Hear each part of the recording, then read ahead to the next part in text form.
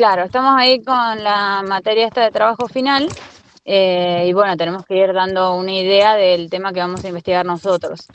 Eh, y bueno, creo que su materia me parece bastante, la de recursos humanos como esta, eh, como que es más acertada al tema que elegí yo. O sea, en mi caso, el Muy tema bien. que quiero investigar, sí. Eh, en mi caso, lo que quiero investigar es sobre lo que es las capacidades del personal para el acceso a los cargos jerárquicos. Más que nada, lo que es el manejo, si, a ver, tener una idea de cuántas personas puede llegar a manejar una persona que accede al cargo, eh, cuáles son sus habilidades, o sea, en qué cargo se desempeñaría mejor, Por etcétera. eso, por eso vos lo que querés hacer es hacer algún trabajo. Acá lo que pregunta Nadia es, para los que no están conectados, es cómo sería la clasificación óptima para asignarle un puesto de liderazgo a alguien en función de sus habilidades, teniendo en cuenta las competencias necesarias para ese puesto. ¿Hice bien la traducción? Exacto. Sí. Bien. O sea, lo que vos querés hacer es un trabajo que tiene que ver con el subsistema reclutamiento y selección. En este Claro, caso sería un reclutamiento interno, porque vos lo que estás buscando sí, es dentro de tu sí, staff, sí, porque es dentro del mismo dentro del personal, claro, equipo que tenés, cómo garantizás planes de carrera donde le des el puesto al más apto. claro.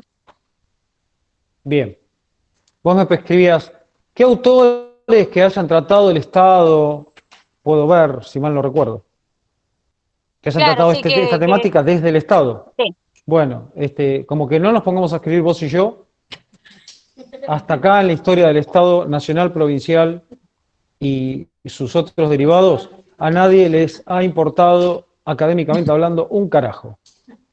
¿Por qué? Porque aparentemente era dale que va, cartel que decía se recibe tierra. Bueno, el desafío está en transformar eso. Ahora, va a ser un desafío cultural muy grande, porque todo esto rápidamente se lo politiza y se lo vincula con ideas meritocráticas. Porque eso que estás diciendo vos es no solo alguien que haga el mérito, sino que tenga el rasgo profundo de personalidad para ocupar un puesto de responsabilidad media alta o directamente de top management. claro, porque Entonces, muchas veces vos ves que la persona tiene el conocimiento para desempeñarse en el cargo, pero no tiene la habilidad de manejar un grupo. Entonces se convierte en esta clase de gente autoritaria que vos decís, uy, qué bueno que sería que estuvieras en otro cargo. ok. Por eso, una vez que el tipo está ahí, hace lo que puede. Bien. Autores para trabajar. Chavenato, Ayes, Ulrich, Shane. Ahí tenés como 4 autores que han desarrollado temas, este tema ampliamente. Después, dentro de esta materia, ahora cuando entremos de lleno en lo que tiene que ver con la función gerencial básica, coordinar, dirigir, ahí vamos a trabajar a Jackson, Argyris y otros tantos que se han dedicado a escribir sobre psicología industrial, que era como se lo solía llamar a mediados del siglo pasado. Todo eso está hipervigente. Lo que hay que hacer es ese esfuerzo de traer lo mejor de los dos mundos a este mundo. Y ese debería ser el trabajo de investigación. O sea, el core de ese trabajo debería decir, bien, aquí ahora, 2022, traemos lo mejor de los dos mundos para resolver esta temática. Claro, Está buenísimo.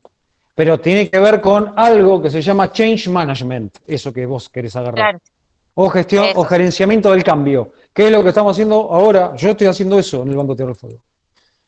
Y son procesos que llevan por lo menos, con suerte, 3 años para que empieces a ver algo. Así que bueno, ahí con eso te digo algo para que empieces a bucear. Está buenísimo, te felicito. Mucho Reliberán, mucho Alplax y todo lo que termine en an.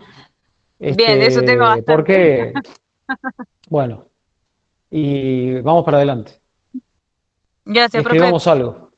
Que estés muy bien. Bueno, arrancamos con la clase.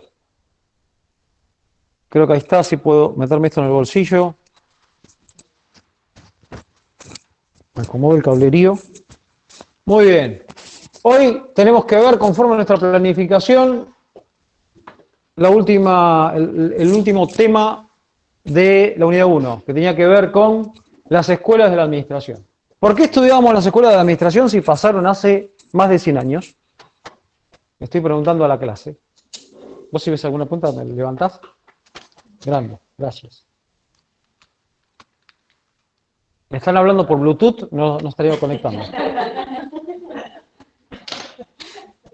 Para saber el origen de todo lo que estamos viendo ahora y de cómo fue progresando la visión del liderazgo y de las... Bueno, es un aspecto, pero así sería una clase, hasta ahí sería una clase de historia.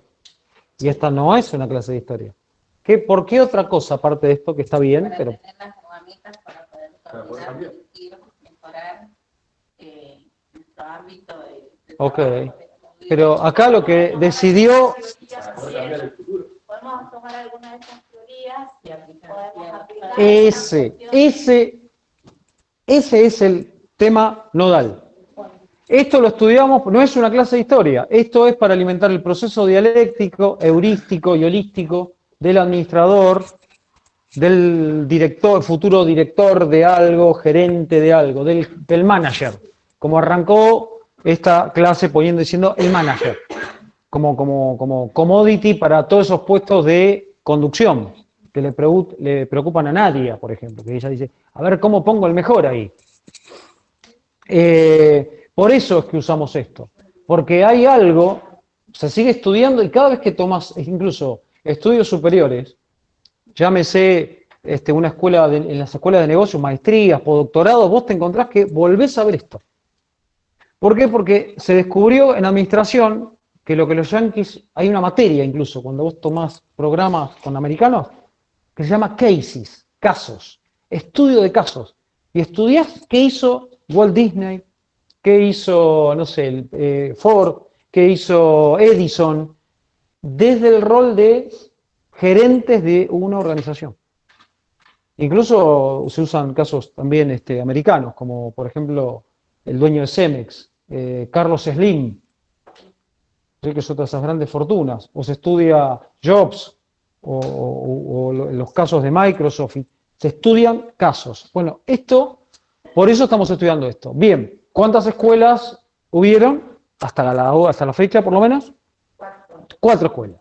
La primera es la científica, la segunda es la clásica, la tercera es la conductista, o de la conducta humana, o del comportamiento humano, y la cuarta que tiene que ver con lo que llamamos ciencia de la administración.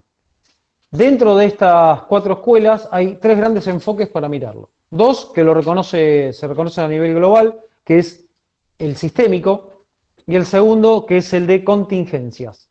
Y aparece un tercero, que solo lo trata el doctor Solanas, que es uno de los libros que trabajamos, que tienen ahí tienen en Classroom digitalizadas las unidades que estamos tratando, que él llama del compromiso dinámico. Dicho esto, y si esto lo llevamos a una línea de tiempo, vamos a ver que a partir de 1890 aparecen la primera y la segunda escuela, donde su principal exponente para la científica es el ingeniero Taylor, y para la segunda es el ingeniero Fayol. Luego de la Primera Guerra Mundial, tiene lugar los primeros trabajos relativos a la escuela de la conducta humana. Luego de la Segunda Guerra Mundial, nace la ciencia de la administración, y después de los 50 empiezan a aparecer un montón de trabajos relativos a lo que yo les contaba recién, psicología industrial.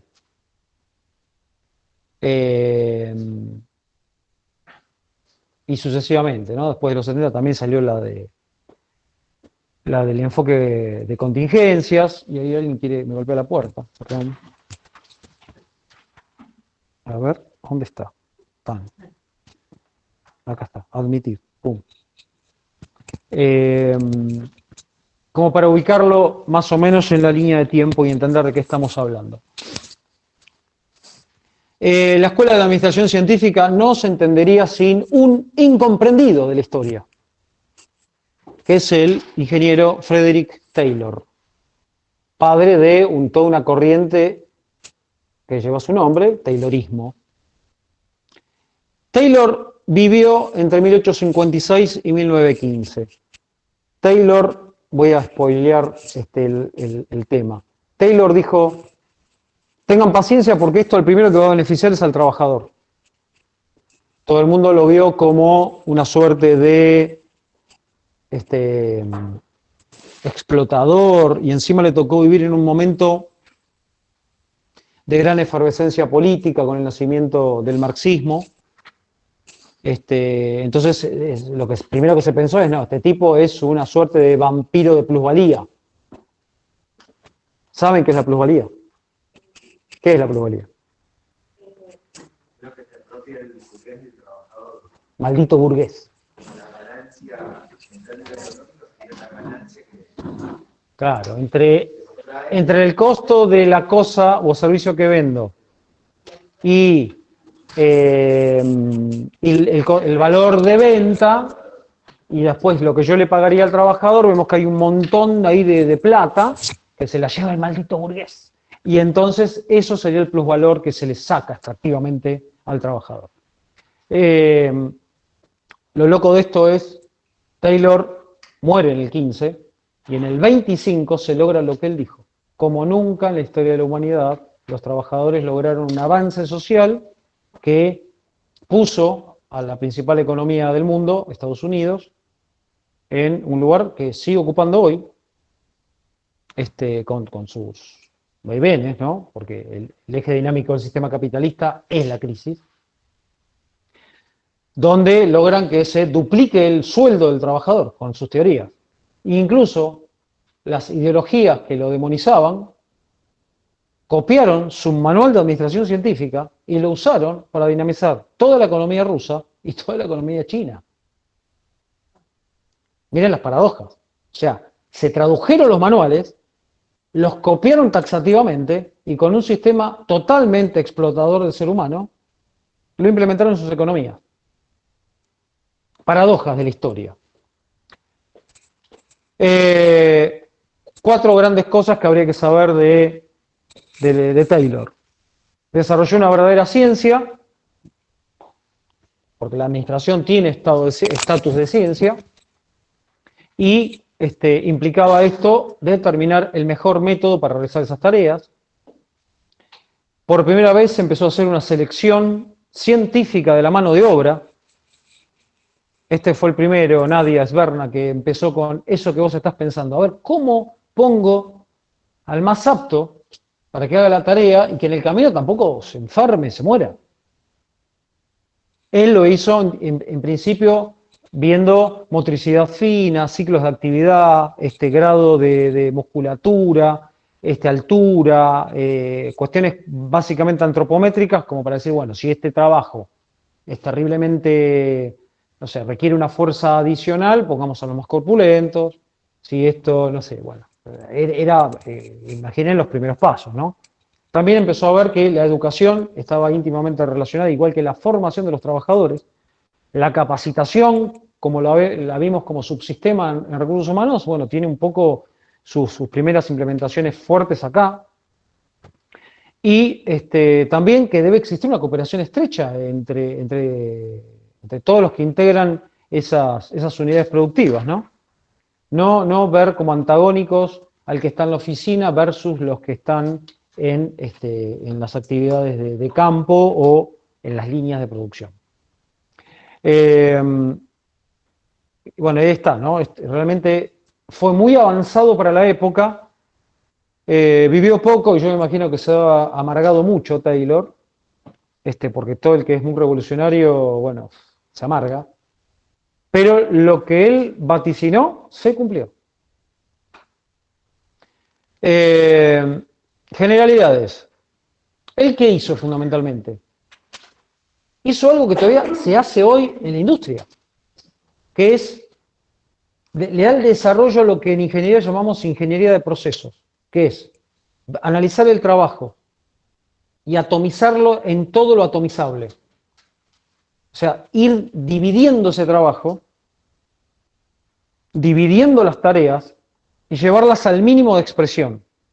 Una vez que se lleva al mínimo de expresión, desarrollar ese puesto con una descripción del puesto en cuestión, mirar cuestiones de economía de movimiento, que la persona con el mínimo movimiento y el mínimo esfuerzo logre el mayor rendimiento. De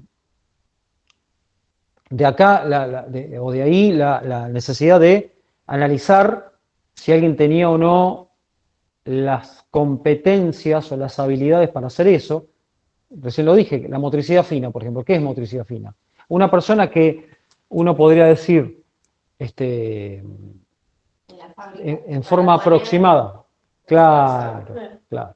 Una persona que, por ejemplo, es en principio, ¿no? Y sin, no en desmedro a ninguna persona, pero digo, ¿vieron cuando uno dice, es como torpe? ¿Vieron que hay gente que es como torpe? Bueno, no tiene motricidad fina. Bueno, entonces habría que destinarla para tareas que tengan menos nivel de detalle. No sé, no lo pongas a insertar, no había nanocomponentes en esa época, pero ponelo a, no sé, a poner bulones más grandes, ponele. Lo que hizo básicamente fue entonces trabajar muy intensamente movimientos y tiempos. Porque, ¿qué es lo que se ve en ese momento? Acompaña fuertemente al Fordismo. Henry Ford, que lo vimos en la clase pasada, dice, yo quiero poder poner un auto en cada familia americana, que sea del color que quieran y el modelo que quieran, siempre y cuando sea negro y T, negro y Forte, ¿te acuerdan? Pero para eso, ¿qué tenía que hacer? Poder hacer muchas unidades en la menor cantidad de tiempo, porque así podía licuar los costos fijos y con eso bajar el precio a la cosa y que sea producción masiva. Todo esto que hoy para nosotros es como normal y habitual, especialmente los que estamos acostumbrados a tener un parque industrial acá nomás, en ese tiempo era como cuando hablamos ahora de Elon Musk, que te dice, che, tengo SpaceX y tiene ahora otra compañía que está hablando del metahumano. Desarrollar metahumanos. El brazo biónico, el ojo biónico, que yo qué, y después ya directamente, claro, un mundo, entrar en el famoso metaverso, que no es esto que escuchamos en la televisión de personas caracterizadas. No, sino de poder operar en un mundo donde hay realidad virtual, realidad aumentada, etcétera, etcétera. Hoy ya se está viendo eso. ¿Dónde, por ejemplo? En el mundo de la publicidad. Muchos de los locutores que escuchan, ustedes, nosotros, todos, no hay personas atrás. No hay personas. Lo que habla es una máquina. Muchas de las imágenes que ves no son imágenes de personas. Para las publicidades. La publicidad está hoy ya está muy embebida por esto. Bueno, sí, pero digo, por ejemplo, Vorterix, Vorterix es una de las pioneras en trabajar en esto. Mucho de lo que escuchás no hay personas, es la máquina. Bueno, básicamente lo que hace entonces Taylor es diseñar métodos más rápidos, más eficientes y en términos económicos, bueno, más bajos, buscando la eficiencia, optimizar resultados, minimizar costos, que es una gran función de los administradores. Determina entonces científicamente la cantidad de trabajo que puede hacer una persona por puesto, por hora, por tiempo. Empiezan a aparecer las primeras tasas de fatiga, entender en dónde se fatiga el cuerpo. Y bueno, claramente esto después lo vincula con la tasa de remuneraciones y empieza a ver el primer diseño de tasa diferencial de pago. Contribuciones. Bueno, dijimos el otro día, la producción en masa nace acá, hace que determinadas cosas que antes solo eran para una determinada clase social, ahora le lleguen al pueblo. Y claramente apalanca el desarrollo y crecimiento de organizaciones. Y esto ha tenido un impacto tan grande en la historia reciente de la humanidad que todos estos conceptos llegaron a la sala de operaciones o incluso a la comida rápida. Cuando uno va a una casa de comida rápida no deja de ser una línea de montaje de Taylor, nada más que en vez de haber un conveyor, como se llama la hacienda transportadora, la denominación es conveyor. No hay un conveyor, hay una freidora y vos viste la velocidad que trabajan, por ejemplo, no sé, en este caso McDonald's es un arquetipo. Principales autores de esta corriente, Taylor, su discípulo que trabajó 14 años con él, que se llamó Gantt, y que todavía subsiste el diagrama de Gantt, y el matrimonio Gilbert, la señora Frank y el señor Frank y Lillian, que eran esposos. A ver, nada de esto es sin sacrificio humano y sin un montón de errores, y claramente no es ninguna panacea. Hablamos de cosas positivas que tuvo, y como el yin y el yang, en todo lo bueno y algo malo, y esto tuvo muchas cosas reprochables. Por un lado, generó un aumento y una mejora en la producción de cosas. Claramente termina mejorando los sueldos. La industria describe como parte de, por lo menos la industria que estamos analizando, la que está dentro del sistema capitalista, dije hace un ratito, el eje dinámico del sistema capitalista es la crisis. Entonces vive sumergido, inmerso en procesos recurrentes de crisis, donde hay como bajada de eso, y el problema que tiene el sector secundario de la administración, de la economía, para hablar bien, que es la industria, es que es muy susceptible a eso. Normalmente donde hay polos industriales, cuando uno lo mira en secuencias de 20 o 30 años, inevitablemente hay cordones de miseria alrededor, que se crean justamente cuando le pega esos bajones y deja un montón de gente sin trabajo. Bueno, entonces son cosas que se empiezan a ver, y entonces en ese momento también empieza a verse a nivel global la conflictividad laboral apalancada por las ideas marxistas. Empieza a verse la puja ahí fuerte que tiene de alguna manera su cenit con la revolución bolchevique del 17. Este es un sistema que requiere orden, eficiencia. Entonces, las fábricas, no sé si alguien trabaja en una fábrica acá. ¿Sí? Vieron que hay un horario determinado para arrancar, y entonces es ahora, y ahora cortamos, y ahora podemos ir al baño, y volvemos, y claramente es un trabajo en equipo, donde si la línea tiene 50 colaboradores, si no hay por lo menos 45 no puede andar. Y si hay 45 cuando estaba planificado 50, sistemáticamente va a haber ahí, para los que tengan sistemas ISO 9000 o Lean Manufacturing, habrá un andón que estará como sonando de, che, no estamos llegando al objetivo. Porque hay tasas de producción, planificación de corto plazo, programa, me adelanto a lo que viene, que es la planificación diaria, mensual, que no se estaría cumpliendo, entonces no llegamos al objetivo. Y ni hablar que se pare la línea. En estos sistemas, línea que se paraba era medio el tendal de despedido, empezando por el gerente de manufactura, o sea, tienen una lógica que requiere nada, como un orden que a veces se zarpa, pero era la lógica que tenía. Y generó problemas en términos de relaciones laborales, porque cuando llegan a la Gran Depresión, por ejemplo, en Estados Unidos hubo hechos terriblemente luctuosos.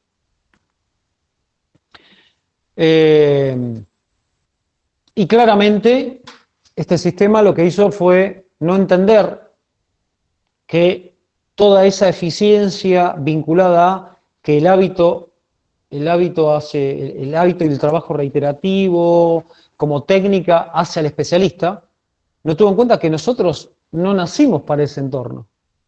No tuvo en cuenta, porque no se sabía, el efecto psíquico y socioalienante de las líneas de montaje. Digo, por eso, si bien generó un montón de cosas buenas, generó, como todo, cosas que no se sabían, malas, y en el medio está, bueno, qué sé yo. el afán de riqueza que hablamos tantas veces de ese espíritu empresario que hay que cuidar, pero que hay que controlar. Pues ya sabemos que cuando no se lo controla se zarpa. Y eso dio lugar a la lucha de los movimientos obreros y hoy, bueno, nada, tenemos un cúmulo de derechos que, gracias a Dios, protegen el trabajo, pero que todo tiene que estar en un justo equilibrio, porque si todo es derecho, no hay empresa y, bueno, volveremos a la condición natural del hombre, que ¿cuál es? No, ese es el fin. Ese es el fin por el cual estamos vivos, pero ¿cuál es la condición natural del ser cuando nace? O sea, la condición natural del hombre es la miseria. El hombre nace despojado, el hombre, la mujer, todos nacimos desnudos, de hecho, se nace desnudo. O sea, es todo un mensaje. Entonces, lo que uno siempre tiene que analizar es cómo se genera riqueza. Es otro tema para debatir el por qué hay pobreza. El tema está mal incluso planteado. Uno escucha foros o escucha falacias como pobreza cero. Está buenísimo como expresión de deseo. Ahora, en términos academicistas, desde la mirada de la administración y de la economía, sabemos que eso, como está armado el sistema, porque incluso puede haber gente que desee estar despojada. Puede haber Diógenes de la vida. Diógenes fue un filósofo que era de la escuela de los cínicos. ¿Se escucharon hablar de eso? Estamos hablando siglo III antes de Cristo. Es más, los cínicos no venían como la connotación que tenemos hoy de ese que es obrador con ese que es cínico que es. Que es medio, viste, medio bardero o medio que te ningunea o decís, ¿qué cínico que es? No era eso. Venía de los canes. Diógenes tenía la idea de vivir como los animales, que tenemos que aprender algo de ellos. Entonces, si a él se le ocurría tener una necesidad fisiológica en un momento dado, hacía lo suyo en la calle, delante de todo el mundo, andaba desnudo, qué sé yo qué, y cuenta la historia de que Alejandro Magno conquista ese lugar donde está él, y Alejandro tenía la costumbre de ir y decir, quiero hablar con el sabio del pueblo. Entonces, los conquistadores dijeron, anda a verlo a Diógenes. Lo va a ver a Diógenes, que estaba tirado en un árbol así, como Dios lo trajo al mundo, comía lo que podía comer, qué sé yo, nada, un bardo Diógenes. En cánones en los cánones consumistas de hoy, un bardo. Claro, por eso siempre vieron que la verdad es un constructo complejo. Entonces, dice que se arrima Alejandro, se le para adelante y le dice, sabio, no sé, decime algo, ¿qué necesitas? Claro, se paró, que tenía como el sol, vieron, y quedó en el cono de sombra, el chabón tiró en el piso así, fumándose un churro, qué sé yo que estaba haciendo Dios. Entonces le dice, sí, puedo hacer algo, emperador, se corre que me está tapando el sol. Nada, o sea, hay elecciones.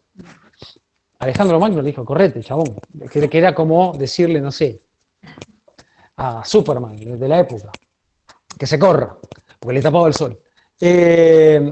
Bueno, todo esto tuvo esos bemoles. No entender que el hombre se aburre, que como les dije, que había efectos psicosocializantes de estar 12 horas, no había 8 horas de laburo. Todavía no estaba regulado eso. Ahora, la gente estaba deseosa de ir a trabajar ahí, porque ¿de dónde venía? Venía del campo.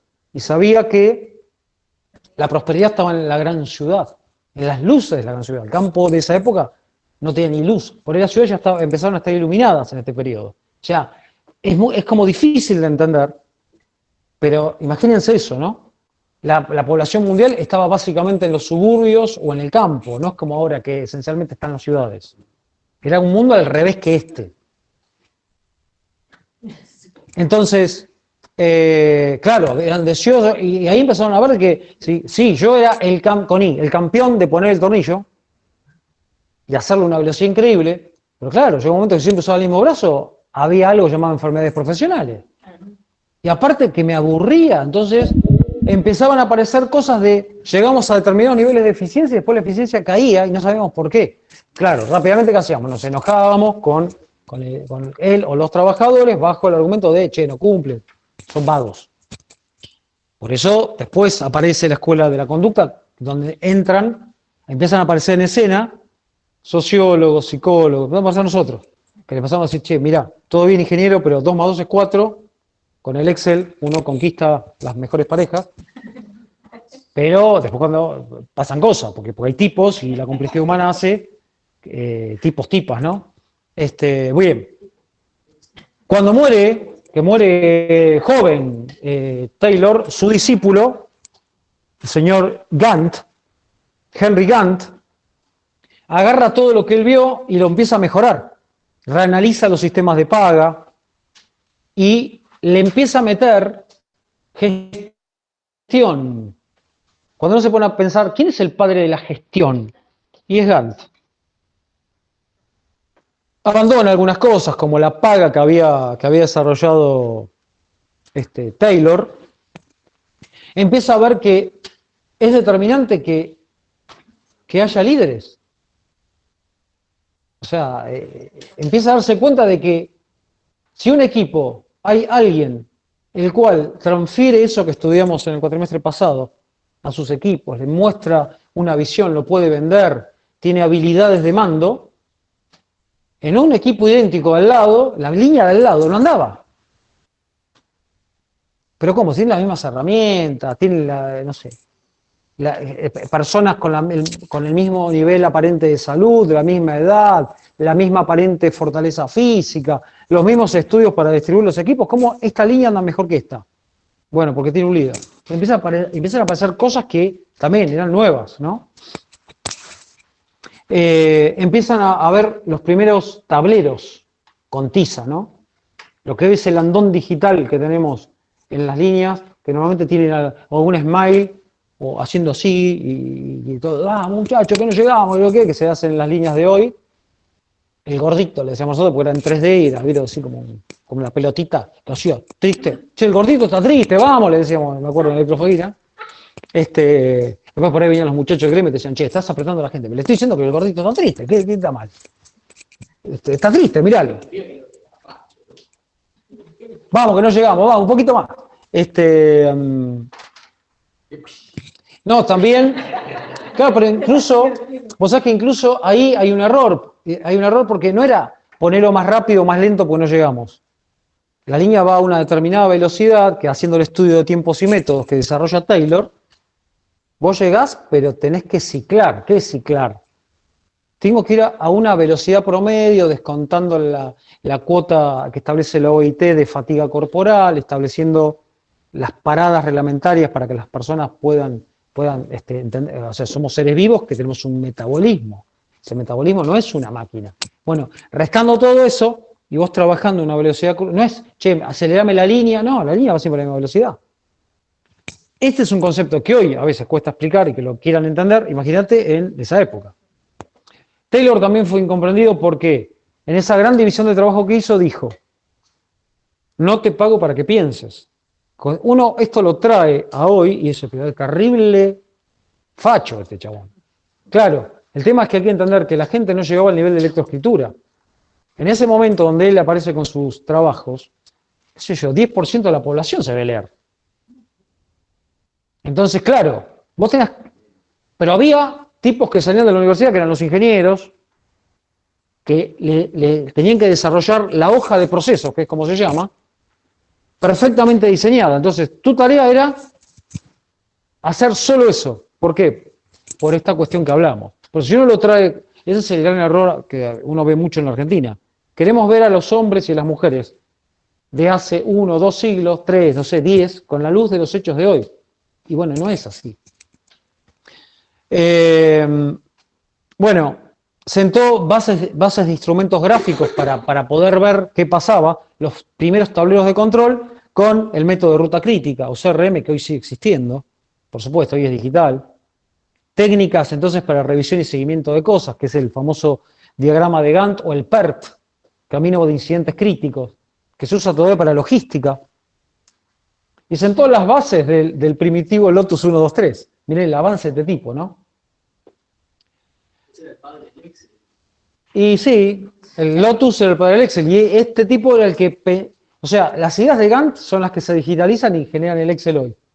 Miren lo grosso de estos tipos, ¿no? O sea, pero imagínense que estamos hablando de hace más de 100 años. Otras personas que aportaron muchísimo, por lo innovadores y rupturistas que fueron, fue el matrimonio Gilbert. El matrimonio Gilbert fueron los primeros que empezaron a estudiar esta cuestión de adaptar los puestos de trabajo en función del cuerpo de los trabajadores, los principios ergonómicos. Fueron los primeros que empezaron a utilizar tecnología de punta para estos trabajos, para mirar la economía de movimientos, que se llama. Filmaban a la gente. Imagínense, venían con aparatos gigantes. Hay alguien que quiere entrar y no le puedo habilitar la entrada. Sonó esto. ¿Cómo será, no? Bueno. Todavía se sigue filmando hoy. ¿Sí? Se sigue filmando para desagregar tareas, ver vicios en los movimientos. Incluso eso se analiza, esas imágenes muchas veces se ven con recursos humanos y con el servicio de medicina laboral, porque nos permite entender por qué se estarían lastimando las personas. Por supuesto hay que integrar al gremio, porque muchas veces no, estás filmando a la gente, la estás presionando, es un poco la lectura, y dices, ¿qué? Permiso, vamos a filmar tal línea porque vemos que nos subió 0,01 la tasa de enfermedad profesional. Todo esto hoy es así la industria. Pero claro, en esa época también era muy loco. A los Gilbert, como todos los innovadores, los bardeaban, que tenía nombre. ¿Cómo ellos vendían sus ideas? Era un matrimonio amoroso, llegó a tener 12 hijos. Entonces él decía, mucho de lo que yo hago lo pruebo en casa. Y lo probaba en su casa, con hacer todas las camas en determinado tiempo, en cuánto tiempo podemos desayunar y tener todo limpio, cuánto tiempo podemos estar listos para subirnos al auto y no al colegio. Y esto, bueno, nada, está verificado. 12, una docena. 12. Bueno, de ahí surgen entonces aislamientos básicos de movimientos, entender el factor humano, esto del agotamiento y otras cuestiones que se vieron, y así como las cuestiones de psicología del trabajo, ¿no? No sé, sí. Adelante. Hola, ¿cómo estás? Hola, ¿Qué es la ergonomía? Que dice, logran desarrollar la ergonomía. ¿Qué es La eso? ergonomía es una ciencia que lo que estudia es los puestos de trabajo, la contextura física, los tipos de movimientos que se hace, con la finalidad de evitar que el cuerpo y la mente del trabajador se lastimen. Buenísimo, gracias. Esto normalmente hoy, ¿dónde lo vas a encontrar? Las RT vienen y una vez por año te piden que hagas un mapa de riesgo del lugar. Entonces viene un ergónomo, que normalmente es un licenciado en seguridad y higiene que tiene un posgrado en eso, y estudia todos los factores de riesgo que encuentra en el lugar, de ahí sale el mapa de riesgo, identifica las poblaciones que están trabajando, si es en miembros superiores, inferiores, espalda, etcétera, etcétera, y bueno, en función de eso te cubre o no te cubre la RT. Hoy sería eso, la evolución histórica de esto que viene a estos tipos. Imagínense que todo esto eran papeles, paredes llenas de cálculos, o sea, no había nada acá. O sea, era todo papel y lápiz. No había compu, calculadora, era una cosa media. Inicialmente, otro mundo. Estos tipos eran marcianos. Bueno, Fayol, que era un ingeniero especializado en minas, Henry Fayol, el gran aporte que hace es, si ya vemos que la diferencia está en el liderazgo, y los gerentes son los que tienen que liderar estos monstruos, que eran megaplantas con miles de tipos, porque como no había tanta tecnología, por ahí una planta de hoy que tiene 600 tipos, el equivalente de esa época, que no sé si llegaba a producir lo mismo, tenía 5.000 personas. Imagínense mover 5.000 tipos de manera coordinada. No había WhatsApp, ya ahí había un problema. Viste que hoy pones una lista de reproducción, pum, a los 5.000 le llega el toque. Bueno, todo esto era a los gritos, todo era al guapo. Bien. Entonces, ¿qué dice él? Este es uno de los primeros que se empieza a preguntar, ¿el líder nace o se hace? Y decide fundar escuelas. ¿Cuál es la evolución histórica de esto? La escuela de Siemens, la escuela de Ford, la escuela de Renault en Santa Isabel. Cada compañía desarrollaba su propia escuela, a medida. Eso es como el cenit del subsistema capacitación que vimos el cuatrimestre pasado. Desarrollaron su propia escuela, porque claro, era todo tan innovador que no había ningún sistema educativo que tuviera esto. Acá, por ejemplo, el NET número 1, que está en el centro, ingeniero Huergo, en la Argentina, fue el primero que vio estas cosas. Y por eso se crearon los colegios industriales, fuertemente apalancados por el primer gobierno de Perón. Como para hacer analogías, ¿no? Por supuesto, tiempo después.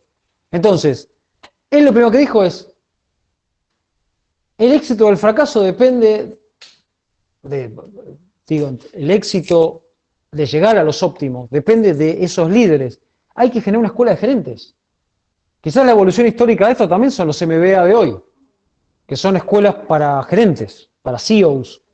El que quiera aspirar a ser gerente, director, CEO, hace un MBA. El antepasado que pensó en todo esto fue este ingeniero, donde la seguridad era clave porque él venía de las minas, imagínense, no era de los cabarets, era de la extracción de minerales, porque veo algunas caras.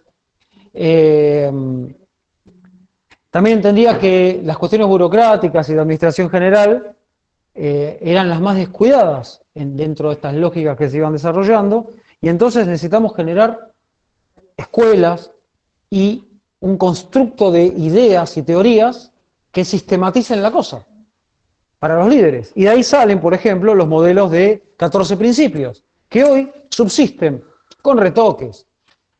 Y acá lo tienen, ¿no? División del trabajo, Taylorismo. La idea de autoridad, que es mucho más que mandar. Pues la autoridad se manda, pero a su vez tengo el respeto de la gente. Entonces, ¿cómo la necesidad de desarrollar esto? La disciplina bien entendida, porque ya en ese mismo periodo, la idea de orden y progreso, que lo receptan los estados nacientes, fíjense, ¿en qué bandera dice orden y progreso? Porque es en este periodo que se crea. Hoy decimos orden y luego dicen es facho. No. A ver, sin orden la industria no puede andar.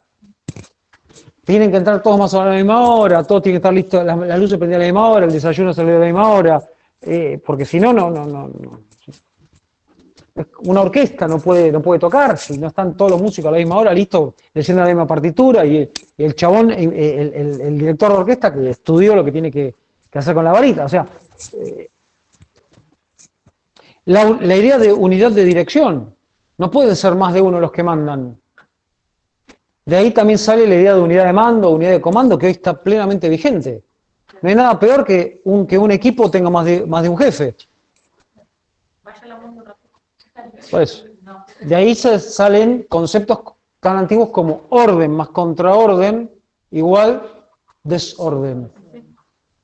Y no hay nada más desmotivante para las personas. Esto se sabe ya hace mucho tiempo. También la idea de marca empleadora, entonces yo estoy dispuesto a dar todo por esta organización, ¿sí? Dejar la cuestión personal por el equipo, subordinación de intereses individuales al bien común. Todo esto está vinculado con sistemas de remuneración. Tiene que haber escalas, premios por determinadas cosas. La idea de centralizar datos para armar tableros de control, que tiene que haber una estructura jerárquica, porque nadie es igual a nadie. ¿Y esto de dónde salía? Y salía de la biología. Vos ponés dos gemelos, o vamos a buscar quintillizos, los 5, los alimentás igual. Estos ya han hecho estudios. Los agarras, los pones en una pista recta, todo con el mismo calzado y el mismo nivel de entrenamiento. ¿Los haces correr, llegan los 5 juntos? No. Nadie es igual a nadie. La idea de igualdad es una falacia loca. Creo que genera confusión. Igualdad frente a los derechos, pero después no somos iguales. Las personas no somos iguales.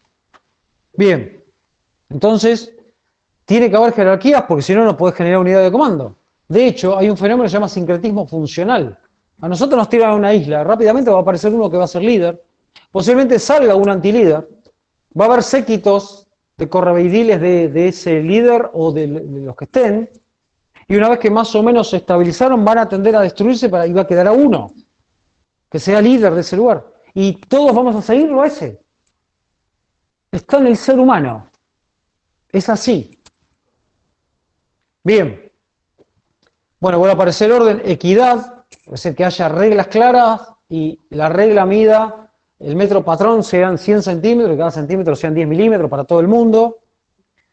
Bueno, que haya estabilidad, porque el turnover o rotación destruía la posibilidad de tener líneas estables de producción. Bueno, la iniciativa, valorar la iniciativa y que haya, lo llamaban grupo ahí, yo diría la traducción sería que haya equipos. Acá arriba, la última. Que se constituyan equipos. Bueno, se trazó el proceso administrativo de 5 pasos en ese momento: previsión, organización, dirección, coordinación, control. Así lo definió él. Hoy esto se simplificó en 3. Do, check, act. Se establecieron funciones de las empresas que hoy siguen subsistiendo. Funciones técnicas que tienen que ver con medir, no sé, vatios, watts, kilogramos, HP, y los fierros. Bien los fierros que tienen que ver con la transformación de la materia para producir bienes y eventualmente servicios. Las funciones comerciales, que son las que empujan todo, tiene que haber una fuerza de ventas. Porque si no, todo lo que está en el punto A no tiene sentido. Estamos por la filmina. ¿Qué número es? Como para guiar la 17, chicos, por las dudas si alguien está medio perdido. El oxígeno de la organización. Yo puedo tener muchos bienes y decir, sí, la organización está fuerte en lo económico, porque el patrimonio neto, cuando sumo rodados, inmuebles, máquina, es cuantioso. Pero si yo no tengo caja chica, se muere la organización más grande. Entonces, los aspectos financieros operando como el oxígeno de esas organizaciones. Taylor venía de la minería, por eso las funciones de seguridad fueron críticas. Pero no solo se refería a la seguridad física de trabajadores y de bienes, sino también a la seguridad de los edificios, porque en estos ciclos de sub y baja generaba... Sí. Antes que se vaya así. Tú, chick, hack, eso te dijo. ¿Qué quiere decir? De actuar. Eso. Hacer, chequear, actuar. Eso es el gran principio industrial que llevamos a la actualidad y que es la piedra angular de lo que llamamos Lean, se escribe, Lean Manufacturing.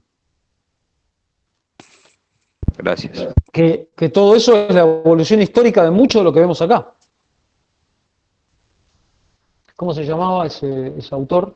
Que miren qué loco, nadie es profeta en su tierra. No me puedo acordar el nombre de este ingeniero también, que el tipo venía con estas ideas al fin de la Segunda Guerra Mundial. Todo el mundo lo trataba de, sos un idiota, que es el padre del Lean Manufacturing. El tipo, como un poco así triste, se va a Japón. Japón le da bola. Dije todo, ¿no? En 1970 compra el Chrysler Building y le copa el mercado del automóvil con sus autitos Toyota, Honda y todos esos autitos de 2, 3, 4 cilindros cuando los yanquis estaban acostumbrados a tener coches de 8. ¿Por qué? Por la crisis del petróleo, el Yom Kippur. Miren cómo está todo vinculado, ¿no? La guerra del Yom Kippur, esto que les conté del fin de la edad industrial. O sea, está todo enganchado esto. Bueno, las funciones contables como gran proceso que consolida todos los datos de la organización y lo confluye en un balance general para saber si gané o perdí guita en el ejercicio económico. Y finalmente, los aspectos administrativos siempre denostados que tienen que ver con los aspectos burocráticos. La sociedad evoluciona con la burocracia. Weber, el sociólogo Weber, Max Weber, se escribe Weber, bueno, él escribe fuertemente sobre esto. Max Weber, autor de la escuela de la teoría de la acción, vieron que tiene 3 escuelas la sociología. La estructura del funcionalismo, la teoría de la acción y la teoría del conflicto. De la teoría de la acción es Weber. Bien. Dentro de la misma escuela clásica hay otro monstruo que fue Chester Barnard. Barnard tiene un parecido a Henry Ford. No nace en un lugar acomodado. nace en una familia granjera, estudia en Harvard porque el tipo era un busca, vendía pianos y aparte era el manager de un grupo de baile. O sea, hoy podría ser que tiene un grupo de música tropical. Y el chabón la remaba, sacando, obteniendo el split, que es quedándose con esa diferencia entre lo que recibe y lo que vende. Y incluso paradójico, por cuestiones administrativas y otras cuestiones, Harvard nunca le da el título. El tipo inicialmente no le da el título, porque no sé, cambiaron políticas, cuestiones así burocráticas, mongoloides, por cuestiones técnicas no le dan el título. La paradoja es que este chabón no tuvo límite, decir que se murió si no se quería haciendo cosas, y un montón de universidades le dieron los doctorados honoríficos, los llamados honoris causa. Bueno, nada, una bestia. Yo a veces pongo estas cosas, me gusta estudiar quién está atrás, porque especialmente contárselo a los alumnos, porque en la Argentina hemos perdido esta cosa de que la madre del éxito se llama sacrificio. Nos queremos que todo cae de un maná del cielo, y cuando uno ve estos monstruos, vienen del barro y son frutos de romperse el lomo. No quiero volcar porque ahí damos presente. Bueno, acá les puse un poco el historial. En momentos donde hubo guerras mundiales, grandes depresiones, o sea, no es que... Porque a veces nos ponemos a pensar de, che, ahora es terrible y es más terrible que antes. No, no es más terrible que antes. Siempre fue difícil. Bueno, este hombre, ¿qué aportó? Bueno, le dio como una nueva dimensión al concepto que había hasta el momento de organización. Lo define como un sistema de actividades o fuerzas conscientemente coordinadas de dos o más personas, porque si hubiera una era un unipersonal, ya no la consideraba organización. Y se empieza a dar cuenta de que hay algo acá, por eso estamos ya terminando lo que es la escuela clásica, que fueron las primeras, de que hay una relevancia determinante porque paradójicamente no se veía que el hombre era lo relevante. Lo relevante era tener megaprensas en los hornos, las grandes máquinas, las grandes fábricas. Parecía que la cosa iba por ahí. Este es uno de esos que dicen, no, pasa por las personas.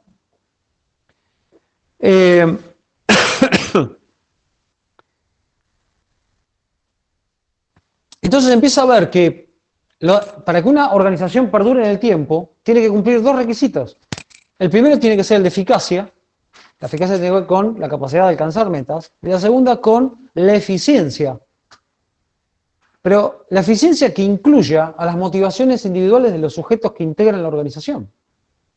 Pues si yo veo que acá todo se lo lleva a otro y yo no recibo nada, bueno, a la larga pasa lo que Maslow, que estudiamos el cuatrimestre pasado, ya nos dijo.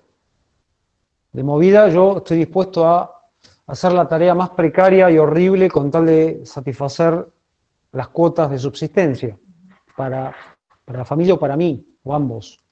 Pero una vez que ya tengo eso, irremediablemente, y no porque es ni loco ni malo, sino porque es humano, se disparan necesidades de tipo superior, que llevan allá arriba a las de autorrealización. Este fue uno de los primeros que lo ve y empieza a escribir sobre las motivaciones humanas, ¿no? Y entonces dice, si la organización cumple esos objetivos explícitos, es lo que la gente te pide, es altamente probable que dure, porque ellos sienten que también se realizan. Y es uno de los primeros que empieza a ver el peligro de la organización informal. ¿Por qué? Porque en el medio, cuando fue la Gran Depresión, hubo un montón de plantas tomadas. Vieron que en Estados Unidos tienen todo un mambo los norteamericanos con la aportación de armas. Vieron que, de hecho, todo el tiempo vemos hechos luctuosos en los medios donde de golpe a alguno se le traba la maraca y va y hace un desastre con un montón de gente, ¿no? Horrible, tremendo. Claro, imagínense, en esa época tomar las fábricas todos armados. La única forma de sacarla era con gente que los iba a sacar armados.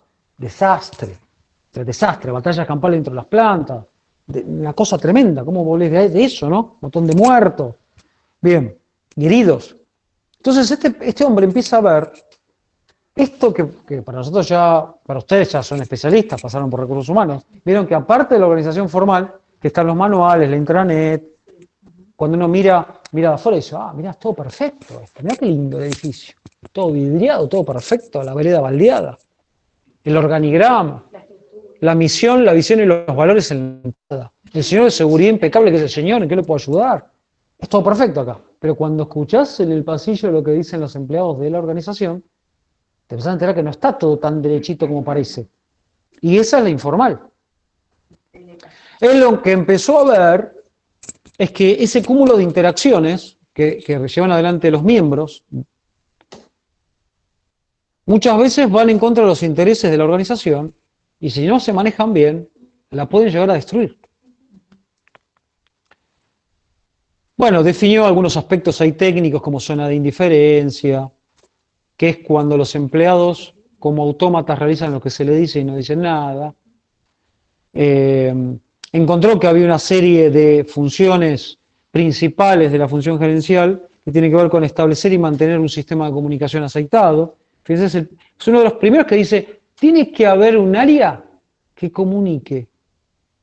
Unidad 8 que vimos en nuestro programa del cuatrimestre pasado. Que hay que asegurar servicios esenciales a la actividad de los miembros. Una obra social, traslado, un comedor. O sea que ya Napoleón decía, el ejército marcha sobre su estómago. Entonces, hay algo de esto que hay que monitorear. Por eso en las capacitaciones empresariales siempre, che, no sé de qué van a hablar, decime qué nos van a dar para morfar. Y es el principio, claro. ¿Qué hay para morfar? Y después está el que, che, tiene que haber menú naturista. Y nosotros, che, poneme una medialuna de Bárbara de Tantesara porque no voy. Viste que, bueno, viene de ahí. No es porque son locos o malos, son humanos. Nietzsche diría, humanos, demasiado humanos. Tal cual. El ejército marcha sobre su estómago. Bueno, y aparte, formular propósitos y objetivos organizacionales y contárselos a la gente. Como ustedes ya tuvieron recursos humanos, dicen, no descubrió nada pero en el momento que él lo vio no lo había visto nadie. Hay una casta selecta de semidioses que nos conducen y un grupo muy grande de personas que obedecen y realizan tareas reiterativas y no te pago para pensar, te pago para que muevas las manos. Formula dos grandes teorías, la de la autoridad, volvemos. ¿Qué es autoridad? Y autoridad es manda pero tiene respeto, eso es autoridad. Y también empieza a desarrollar una teoría muy interesante de 7 reglas esenciales que están vinculadas con los incentivos. Y acá hoy cuando uno piensa el salario dice, ¿cuántos componentes tiene el salario moderno? Tiene 5 componentes, donde el quinto componente de los salarios es el salario emocional, que es el que no se explota, que es el que deberían salir de acá entendiendo y usándolo. El salario emocional es ese que dice, che, buen trabajo, lo felicito. Che, paren todo, vamos a festejar esto, miren, llegamos a este objetivo. Hoy cumpleaños fulano, hagamos que una vez por semana haya un encuentro donde hablamos de laburo, porque esto es un laburo, esto es una organización, acá no se viene a joder. Pero no por eso no dejamos de ser próximos y hablamos de laburo y chichoneamos en el medio. Porque antes que seres formales somos formales y racionales, somos seres sentimentales, emocionales.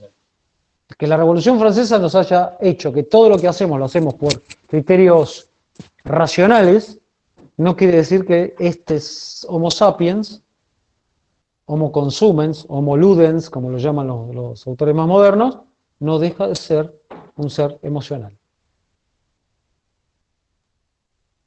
Entonces eso de felicito en público y cuando tengo que decirte algo que te tengo que hacer negativo, vení, Gaucho, vení, anda acá.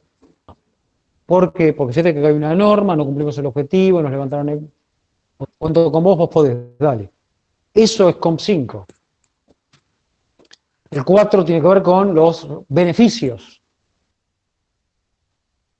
Los beneficios, la obra social, si tengo comedor en planta, si tengo autocompañía, todas esas cosas que hay en un mundo. Hay en un mundo. Bien. ¿Qué dice Barnard? Y todavía lo seguimos valorando. Canales de comunicación claros. ¿Quién está a cargo?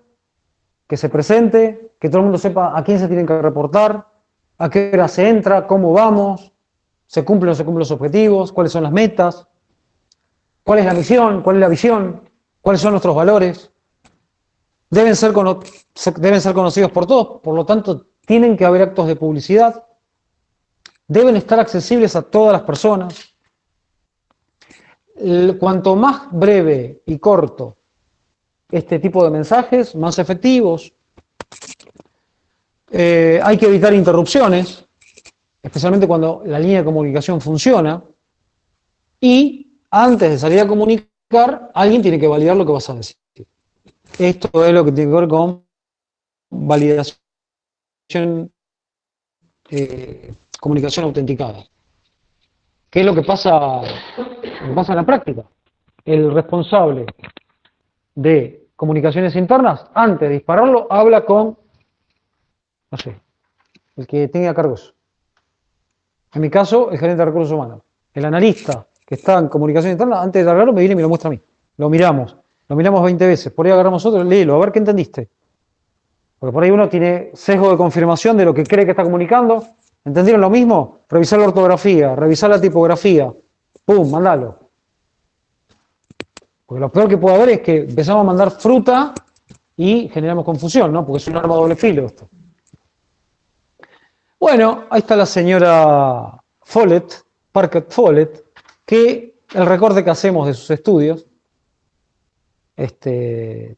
la foto no salió favorecida, doña Mary, pero ¿qué se puso a estudiar ella? Se puso a estudiar el liderazgo. Fíjense cómo, así, por la foto ya tenía autoridad.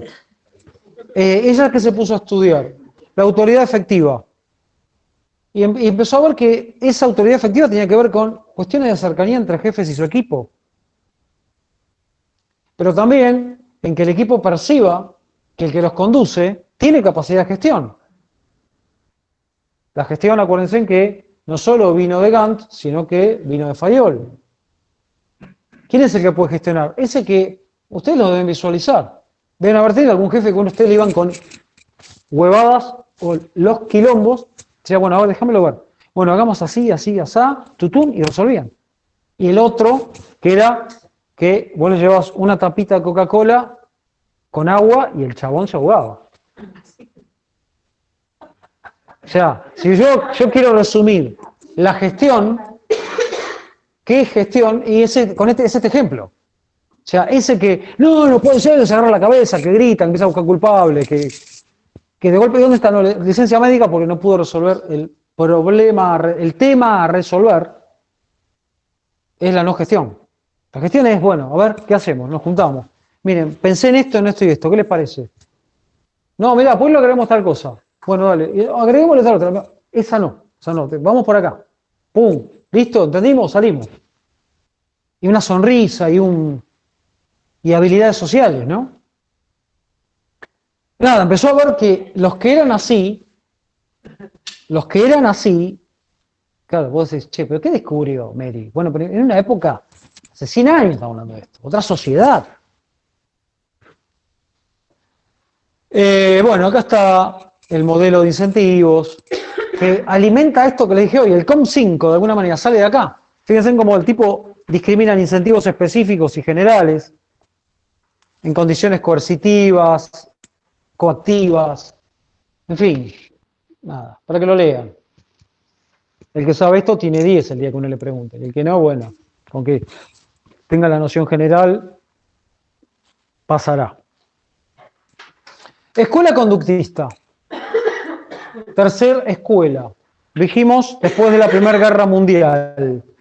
Acá es donde a los ingenieros, contadores, abogados se les empiezan a quemar los papeles. que eran las personas que esencialmente conducían las organizaciones de esa época. Dicen, de golpe pudimos llegar. Vieron que Henry Ford llega a sacar un Forte en 5 segundos. Cuando empezaba, le costaba 12 horas sacar un auto. Claro, pero después no pudo mantener la producción en 5 segundos. Creo que fue en 1925. Empezó a caer. ¿Por qué caía? No podían entender por qué caía. Entonces ahí dijeron, bueno, vamos a traer estos farsantes que son los de humanidades. Hola. Y ahí empezamos a aparecer nosotros en el mundo industrial. Gracias a Dios, podemos chorear en esos ámbitos. Con todas nuestras misas, porque ¿qué empieza a aparecer? Hay que evangelizar. Evangelizar. Yo me acuerdo que un jefe decía, anda, Hipólito, ¿dónde evangelizar?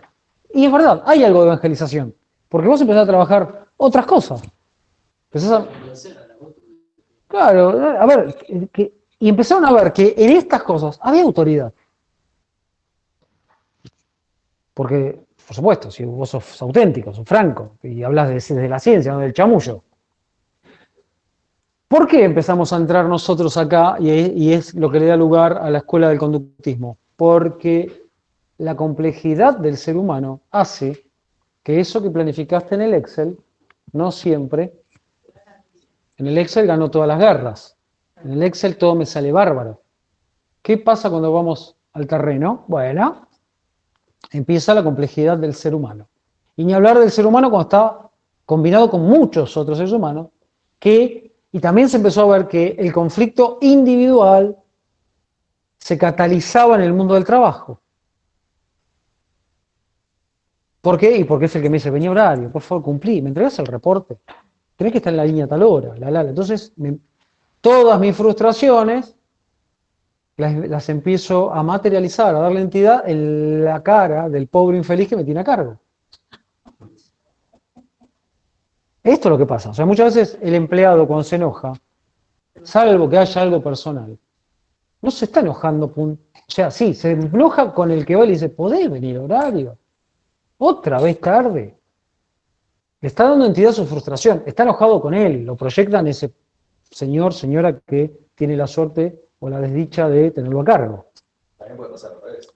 ¿Qué cosa? Eso de la frustración, de ese tipo de cosas, de que el jefe también tenga sus problemas y lo canaliza. Bueno, también. Sí, es cierto. Pero es más normal la otra. Sí, a ver. Sí, porque hay, digamos, ya hace por lo menos 20 o 30 años que hay mucha presión sobre los que mandan para que, muchachos, señoras, el mando es una carga, no es un beneficio. Sí, le van a agarpar un poco más de plata, por ahí tiene algún beneficio adicional, y en el sellito dice, no sé, jefe de algo.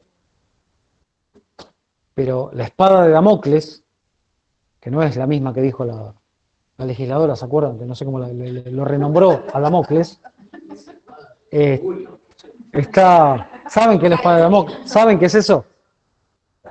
La espada de Damocles cuenta también que en algún momento histórico, no sé si en la antigua Grecia, en una polis, no me acuerdo ese detalle, estaba en el trono así el rey y viene un labriego que tenía que pagar el tributo, el impuesto. Entonces estaba así todo chinchudo y dice, sí, usted la tiene fácil, está sentado, yo paso calor, qué sé yo qué, y le tengo que dejar los impuestos a usted que la lleva de AUPA y ahí está bárbaro. Entonces dice, mira, yo te voy a explicar cómo es este negocio. Vení, gaucho, le dice. Entonces ahí saca la espada así de Dios y la cuelga de un hilito así, se la pone. Claro, el tipo todo temblando dice, no, pero mi rey, esto no es justo. Dice, usted me puso la espada arriba. Ahí está el tema, le dice el rey. La espada está siempre, lo que pasa es que cuando yo estoy sentadito ahí, no se ve. Esa es la famosa parodia de Damocles, que tiene algo que ver con el mando y la soledad del mando, la famosa soledad del mando, porque muchas veces es incomprendido que le toca mandar, le da una orden, nadie está de acuerdo y vos decís, che, muchachos, nos mandan a hacer esto. ¿Y es ilegal? No, la tenemos que cumplir entonces. Pues si es ilegal te puede parar de mano, si es ilegal la tenés que cumplir, si no te tenés que ir. Bien. Bueno, pero eso ya sería ilegal, porque rompe la buena fe contractual del contrato que te une con la organización y viceversa. rompe el débito laboral, o sea, ya se pudrió ahí. Supone que no tendríamos que llegar a ese supuesto. Bien, acá ¿qué empieza a pasar? Todos los que vienen de humanidades empiezan a querer aportar, y lo hacen, y lo hacemos, aportan desde nuestras ciencias una mirada para poder atender todas estas cuestiones y desafíos que genera esencialmente en este periodo la industria, porque era un periodo industrial. Del 90 para acá hablamos del post-industrial, pero este periodo era eminentemente industrial. O sea, la fábrica era como esa cosa que dinamizó este periodo histórico. Incluso en los dos bandos, ¿no? Tanto en el occidental como en el soviético. Bueno, empiezan a aparecer cosas como que se dicen, che, las personas no siempre siguen las conductas esperables o las ordenadas. Vemos la falta de eficiencia, que incluso falta de armonía en los equipos, que hace invivible a veces el ambiente o el entorno laboral, la conflictividad laboral que se genera. Y bueno, y esto le da lugar al movimiento de las relaciones humanas. ¿Y qué trató de explicar esto? Y no paró, porque tiene cada vez más auge. Por eso hoy un gerente de recursos humanos llega a gerente e incluso llega a CEO, que antes era impensado. Hoy muchos CEOs vienen de recursos humanos o se crean figuras locas. Van a ver que dice, por ejemplo, no sé, HRVP, B corta P, BP, vicepresidente de recursos humanos, como tiene Coca-Cola. No lo quieren poner de presidente, porque prefieren por ahí uno con una mirada más aguiloide, más de águila, ¿viste? Pero tienen pegado a uno que está mirando todo el tiempo ese condimento humano. Y es como el que frena a contrapeso y dice, bueno, paren un poco, paren, señores Burns, paren que hay personas ahí. O sea, bueno, claro, y esto se ve mucho, se ve mucho más de lo que creen cuando te dicen, che, ¿por qué no la cortan? Somos personas. ¿Qué cosa? HR, Human Resources, VP, Vice President. Lo vas a ver que dice así. O escuchás que dice, no, acá estamos con el VP de Sarasa, de Coca-Cola, de Globant, que yo qué. Decís, ¿de qué hablan? Vice President. Bien. Bueno, ya lo ubicamos. Fin de la Primera Guerra Mundial. El primer gran estudio tuvo lugar en la compañía eléctrica del oeste, Western Electric Company. Y el proyecto llevó el nombre que tenía la compañía, Hawthorne. ¿Sí? Fue un experimento que se hizo, que tuvo, bueno, 4 etapas. Y las conclusiones son, ¿qué se hizo acá? Se empezó a ver qué pasaba si le poníamos más luz, menos luz, le permitíamos refrigerio, menos, cambiamos el estilo de liderazgo, le poníamos música, le sacábamos el ruido. Empezamos a mirar qué onda con estos bichos que son los seres humanos en el entorno laboral. O sea, realmente se convirtieron en verdaderos laboratorios para relevar información. Los resultados fueron erráticos, propios de la condición humana.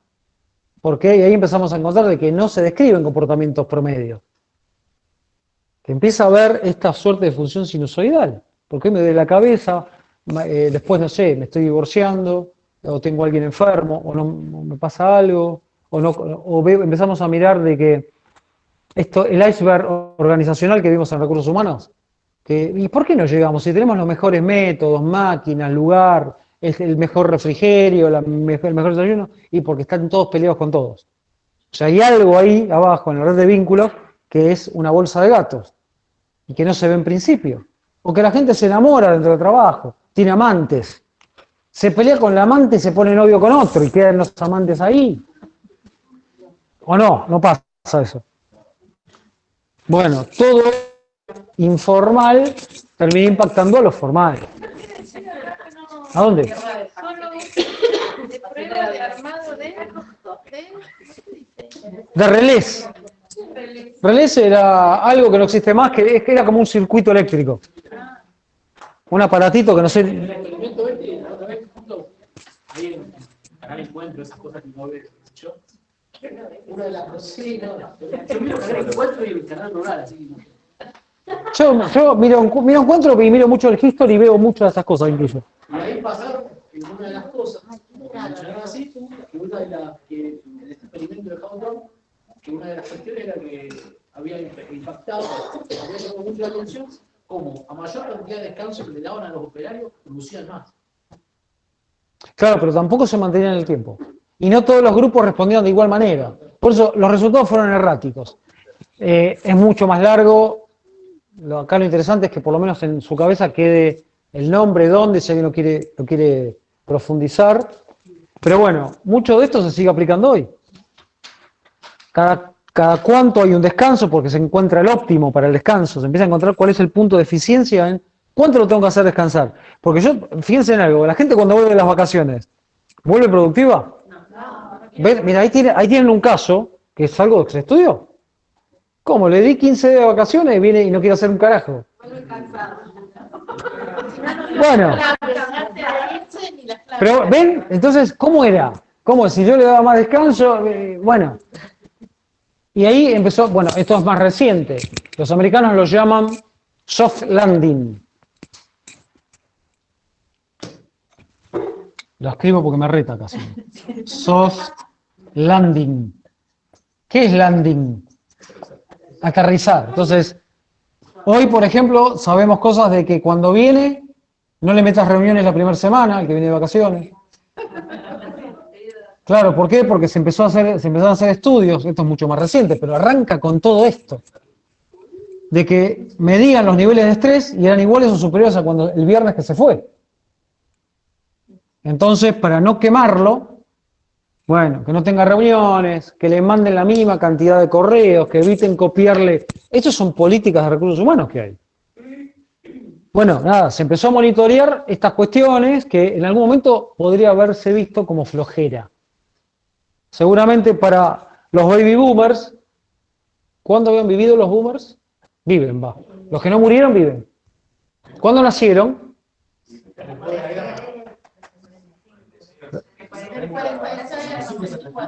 46 al 65.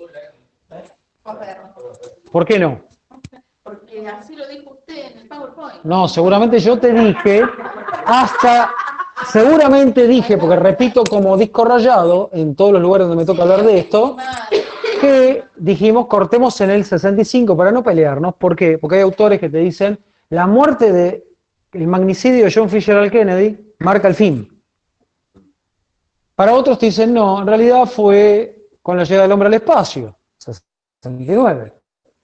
Otros dicen, no, fue con el homicidio de King, del doctor Martin King Jr., 68 creo que fue este suceso.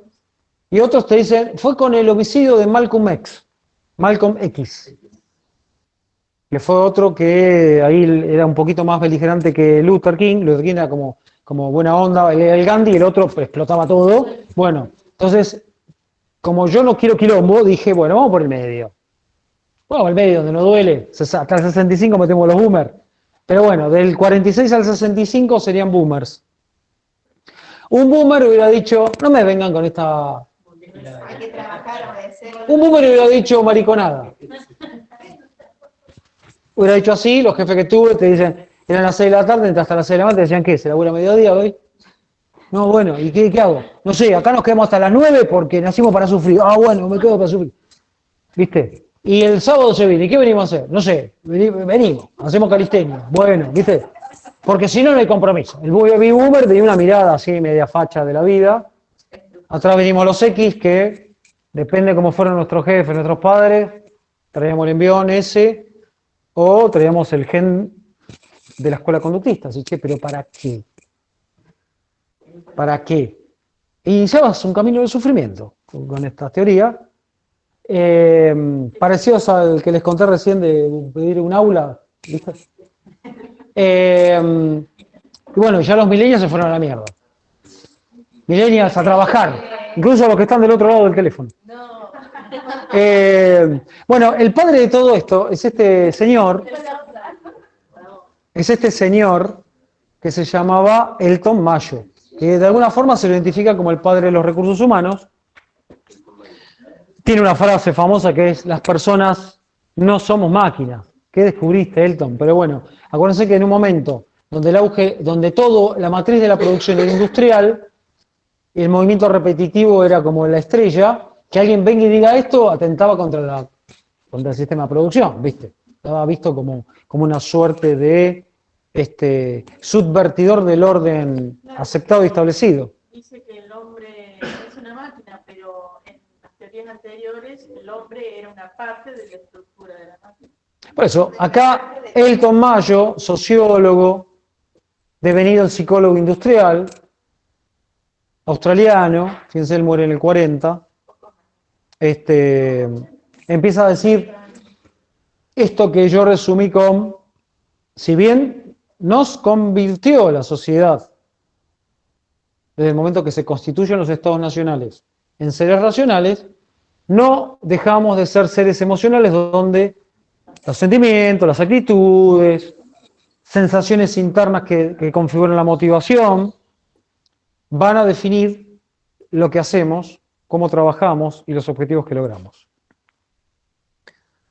Bueno, acá tienen un resumen de qué es lo que se obtuvo en las 4 fases que tuvo este experimento en la Western Electric Company, donde empiezan a identificar, ven, procesos de ansiedad, motivación, la influencia del liderazgo, en fin. Empieza a ver cosas que para ese momento fue como: wow, mirá lo que le pasa a estos tipos, que hoy para nosotros ya está como difundido. Algunas conclusiones, que son las que uno tendría que saber al momento de que si le tocan suerte o desgracia, ¿con qué me tenía que quedar? Y bueno, che, ¿qué pasó con él? ¿Qué onda? Te preguntan, Betty. Betty, contame, ¿qué aprendimos con el experimento de Mayo? Bueno, que el grupo mayoritario siente a su trabajo aburrido y absurdo. Y claro, ¿qué tengo que hacer yo? Tenés que poner durante las próximas 12 horas este tornillito en esta llanta. Hay un solo modelo, Forte, la misma llanta pedorra del Forte, pasaba, y vos tenías que poner solo el tornillito de la estrella de acá. Claro, ¿cómo lo hubieran notado aburrido, pobre tipo? En esencia, la fuerza de trabajo eran hombres, así que nunca me he pecado, tipo. Esto cambia fuertemente en la Segunda Guerra Mundial, donde ahí sí las mujeres salen de la casa y no quieren volver más. Y empieza esa transformación fuerte. ¿Por qué? Porque mandamos todos los tipos a la guerra. El grupo mayoritario no responde positivamente a la presión de la gerencia. O sea, que venga uno y te esté todo el día soplando la nuca, claro, ¿a quién le gusta? Che, ¿podés mover las manitos? Dale que no llegamos. Dale, papito. Bueno, no caía bien. Encima no eran los métodos de esa época. Porque la generación que trabajó acá era la generación S. ¿Se acuerdan? Los silenciosos silentes, que ellos habían nacido para sufrir, pobre gente. Entonces, si tengo un laburo y no es que estoy en el campo moviendo un arado con un caballo, sin nada, expuesto a los efectos del medio ambiente, donde no había un fucking fertilizante, donde, ¿viste? Claro. Y acá de golpe estoy 12 horas acá adentro, por ahí me dan de morfar, me pagan mucho más que ahí, y tengo algún nivel de dignidad que me da el trabajo. ¿De qué me voy a quejar? Claro, era la otra cabeza. Claro, entonces, venían del rigor del campo, ¿te imaginás que cómo no había lectoescritura, no había psicólogos industriales, no había alguien que decía, sí, ¿por qué no practicamos la comunicación asertiva? Lo primero que iban a decirte era que tenías algún problema con tu identidad sexual en ese momento. ¿Vieron? Toda esa pavada machirula que todavía tenemos. Entonces, el efecto anterior construye vínculos en la mayoría, a veces de amistad, que da significado a la vida laboral. Entonces, ¿qué empiezan a ver? Que hay algo que tiene que ver con el clima laboral. Miren cómo lo trae el subsistema de desarrollo de acá, ¿no? McClellan después agarrará esto y ¿qué dirá Betty? ¿Qué dirá McClellan en relación a esto que descubre Mayo? Es una de las teorías. ¿Qué dice McClellan? Algunos de acá los aprobé. A vos te aprobé, maldito, y te promocioné. A ustedes también. Sí, pero yo que estaba en el grupo al medio, así que... Pero ahora te identifiqué.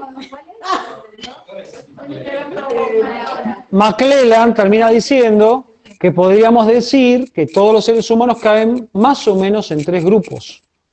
3 grandes grupos en términos motivacionales.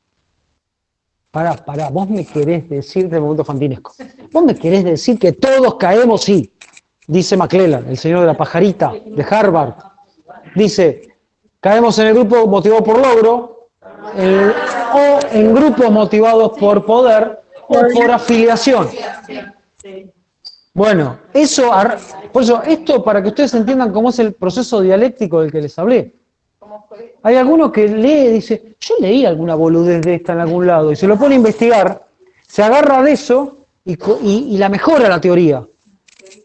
Bueno, McClellan agarra esto, dice, mira, vemos que el grupo mayoritario no responde bien a la presión de la gerencia. También acá sale otra cosa. ¿Vos crees que un grupo, inicialmente, que se matan todos con todos, se sacan manos, se pelean, se viven haciendo de todo, se detestan? ¿Vos querés que ese grupo se constituya en un equipo y trabaje bien?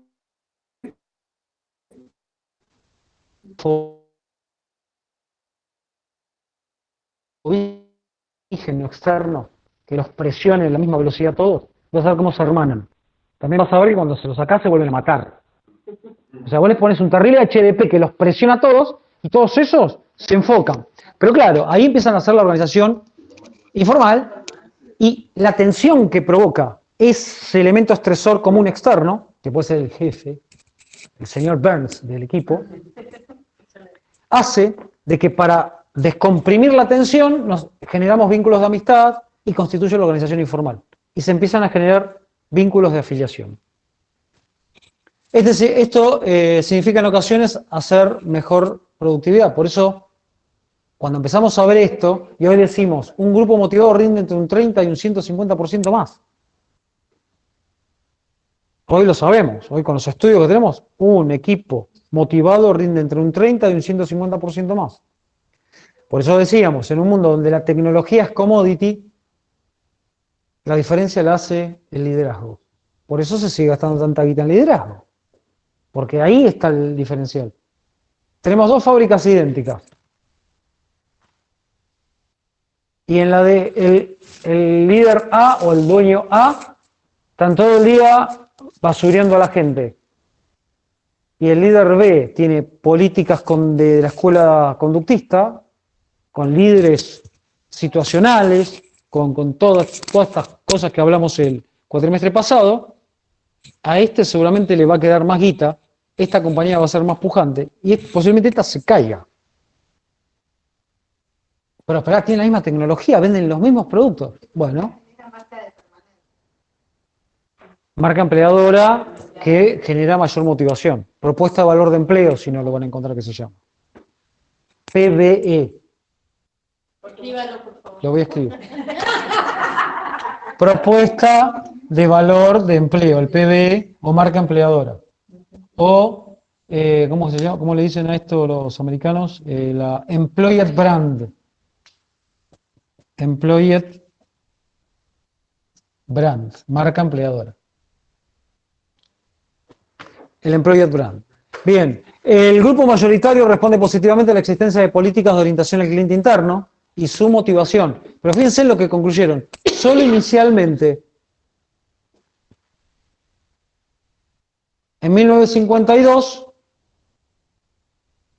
en la universidad que estaba Abraham Maslow, agarra este concepto y dice, ¿por qué inicialmente?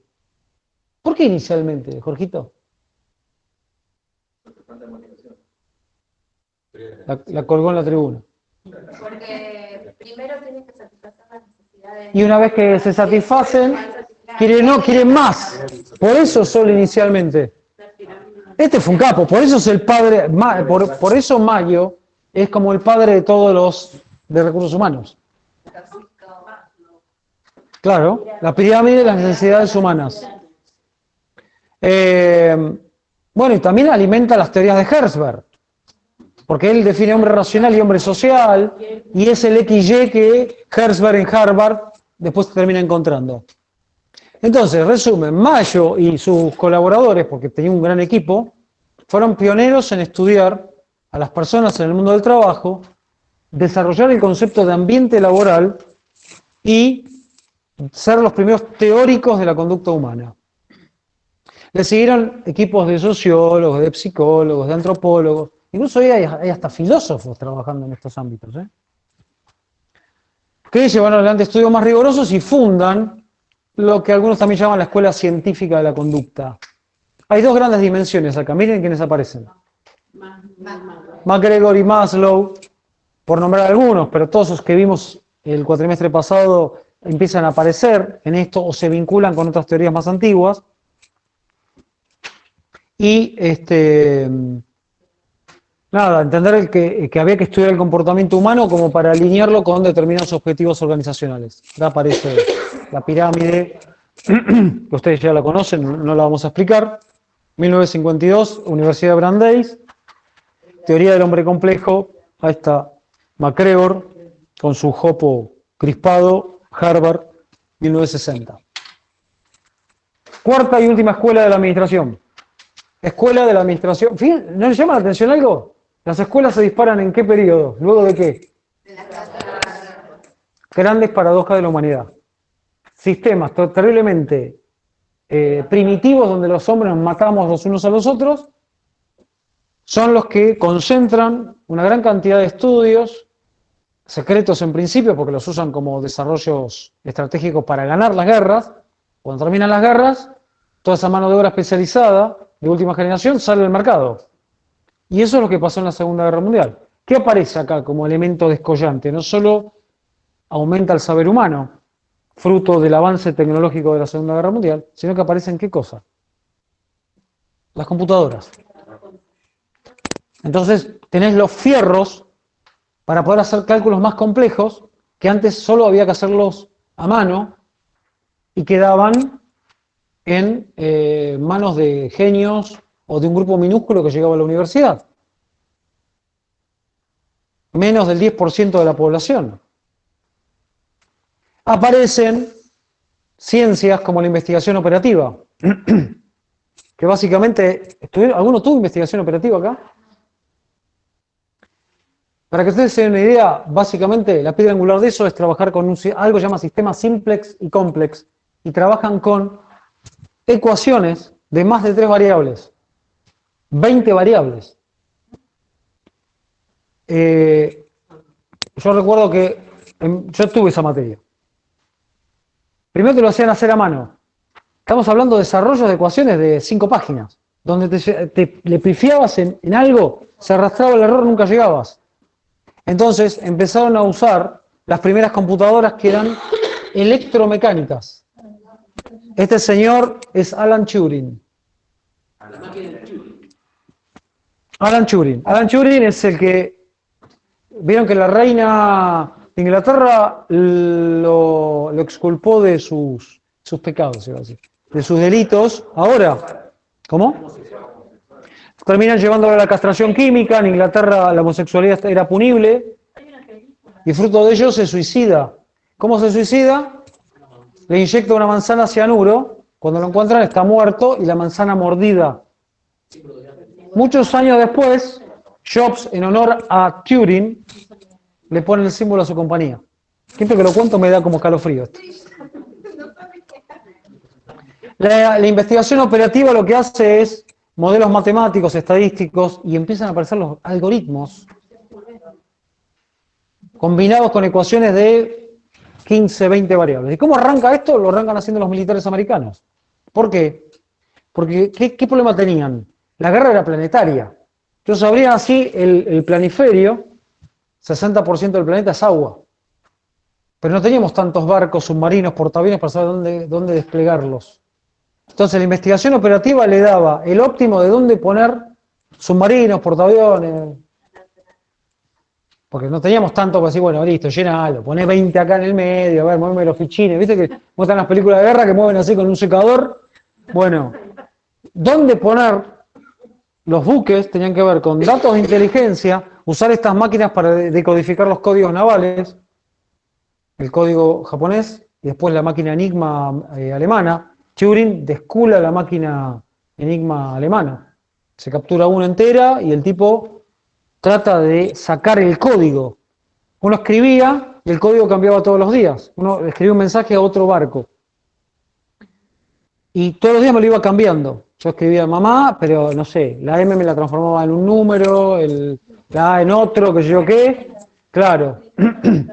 Y ese era el código que usaban para cuando lo descularon, terminaron ganando la guerra.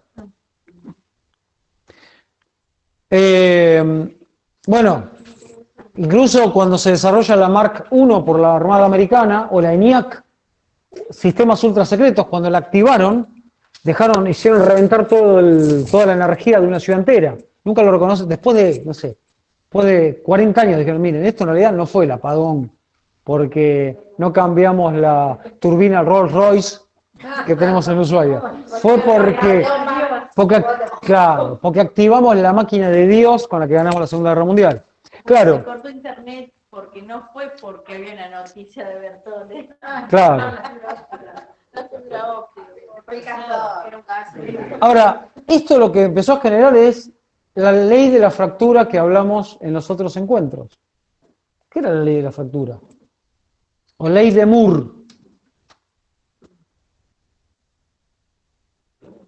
Veo gente desnuda en el encuentro. No quiero decir en bolas porque da feo.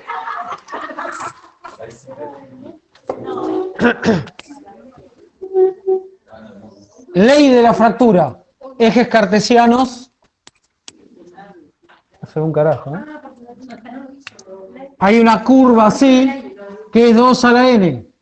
2 a la n describe los avances tecnológicos. Moore Los avances tecnológicos o Kurzweil. van más rápido que los avances biológicos.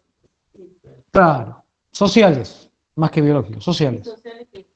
Entonces, estos 2 a la n está vinculado con la capacidad de los microprocesadores de cada vez multiplicar 2 a la n su capacidad de almacenar datos y a menor costo.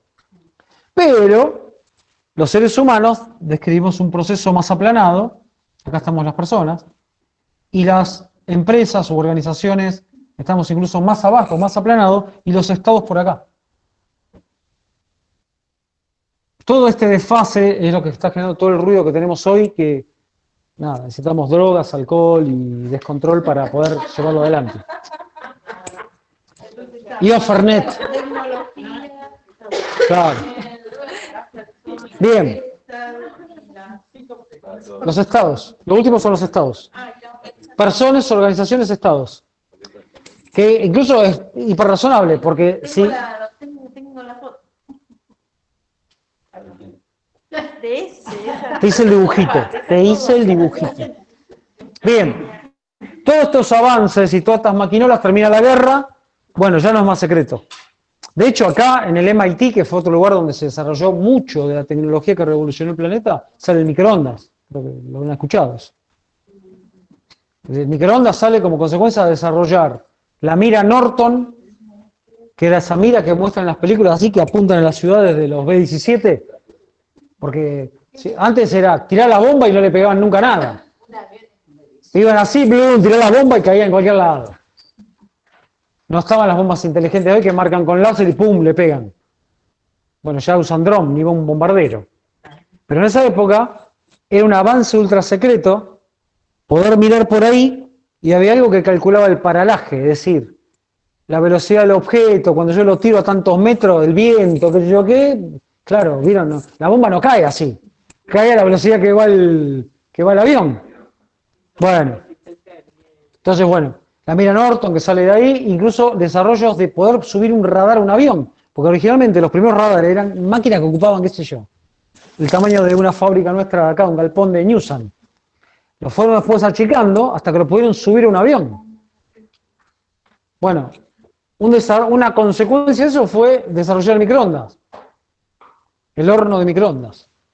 Cuentan que el científico que lo estaba desarrollando era muy adepto a los dulces. ¿Cómo se da cuenta? Siempre andaba con chocolate en los bolsillos. vio que cada vez que trabajaban eso se le hacía pelota a todo, se le derretía todo el guardapolvo. Y ahí encontró que había algo, el magnetrón, se llama así, el magnetrón de ese radar generaba todo ese calor. Listo. ¿Qué tal si lo metemos en un horno y cocinamos? El microondas. Bien. De acá entonces salen todos estos avances técnicos, toda esta tecnología, pero especialmente mucha gente con esa cabeza que había salido de las universidades, se lo había nombrado oficiales del ejército, de los dos bandos, porque fíjense que también la carrera al espacio se la deben a von Neumann, que era otro científico, pero era alemán. O sea, el Apolo 11 llega cuando los americanos dicen, vení, Neumann, que era el del proyecto B1, B2, vení, la bomba voladora, vení acá, porque si te llevan los rusos me ganan aquello. Y si no hubiera estado, no era Neumann, era von Braun. Von Neumann es el que desarrolla el algoritmo. Si no se lo hubieran llevado, no hubiéramos llegado. No hubieran llegado los americanos en el 69 al espacio. Bien, y acá aparece un personaje, siempre hay alguno histórico que es como que marca, Robert McNamara, que incluso tiene un contacto con nosotros.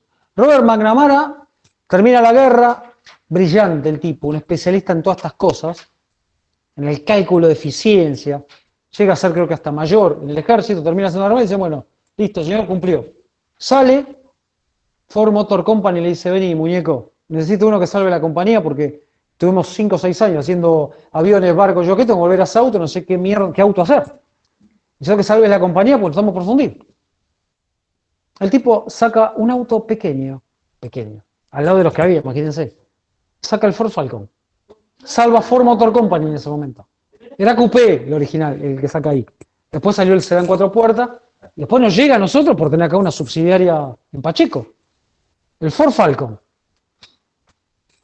Luego, Kennedy llega a la presidencia en el 61. Porque el primer Ford Falcon creo que fue 58. Si mal no recuerdo, si no me falla la mente hasta ahora ya. En el 61, John Fitzgerald Kennedy llega al gobierno y es el renacimiento de llegar un joven a la presidencia. El sueño de Camelot y de Occidente, que estaba en plena Guerra Fría. Y era un contrapunto increíble. Nikita Khrushchev, que era su equivalente del otro bando, qué sé yo, un señor regordete, mayor, con su señora media campesina, en un tractor, salió una foto, y este chabón era un langa, con Jackie Kennedy, y sus Cadillacs, y toda esa onda del American Way Life. Porque claro, ¿cómo se apalanca el imperio americano? Primero siendo un imperio comunicacional, con Hollywood, que nos vende a todos que el chico besa a la chica, y todo eso, ¿vieron? Que tenés que ser gerente para ser exitoso, y todas esas cositas. Vieron que hay un idilio así, que lo que Dios ha unido, y que el chico besa a la chica al final de la peli, y toda esa huevada que, bueno, nada. Manifestaciones de la cultura. Le dice a este chabón, te necesito como secretario de defensa. Y se lo lleva. Y todo esto se aplica a nivel global, incluso en el Estado americano, ¿no? Donde llegó a ser el secretario de defensa en la guerra de Vietnam, este tipo. Donde lo que hacen era calcular tasa de mortalidad en función de cuántas balas, cuánto era el óptimo de bombardero que tenían que ir, hasta ese punto llegó. Che, mando 100 bombarderos, rendían por ahí menos que mandar 40 con determinadas características, en función de la cantidad de bombarderos que perdíamos, bueno, todas estas cosas se llevó hasta el infinito y más allá.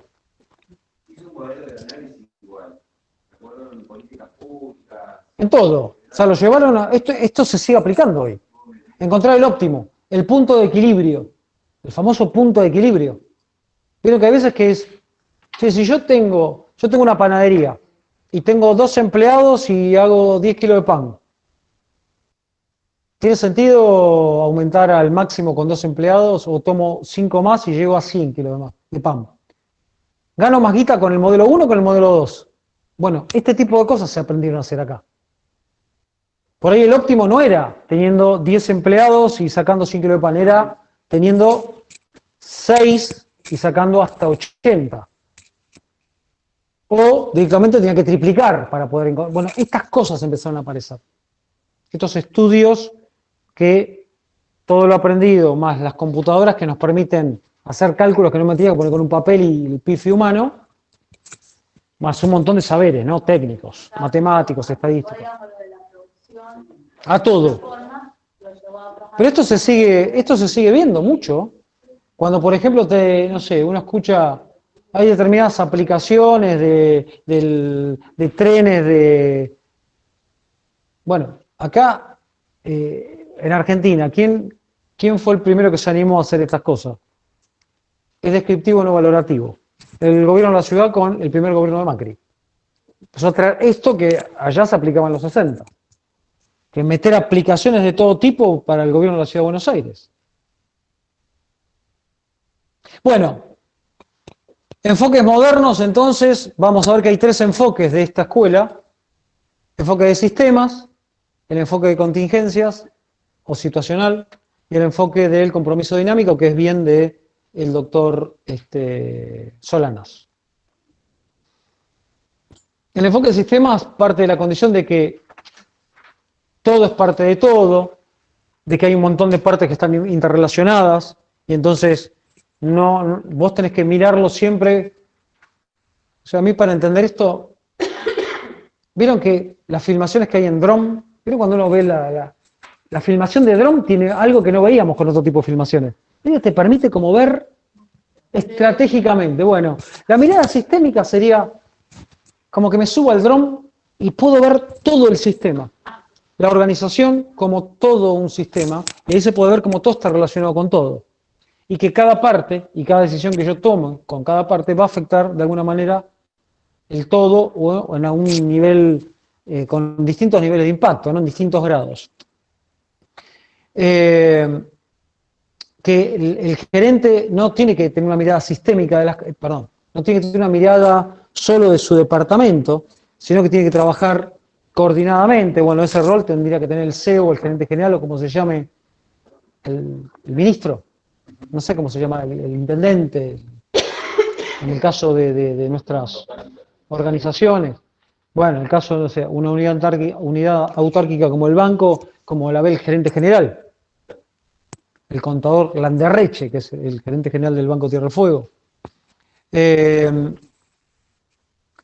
Y un ejemplo de esto es el gerente de producción de Ford, por ejemplo, desearía producir solo modelos T, porque claro, te facilita la producción en masa. Pero el comercial le gustaría tener de todo para atacar de mejor manera los deseos del consumidor.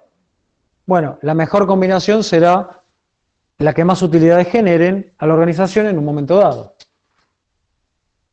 Bueno, ahí está esto que aportó esta escuela, encontrar el punto de equilibrio, el óptimo. Teoría general de los sistemas, Ludwig von Bertalanffy. Esa es una, sí. Hay un montón de autores. Hay mucho acá, porque calcular que nosotros estamos viendo en 2 horas 100 años de historia.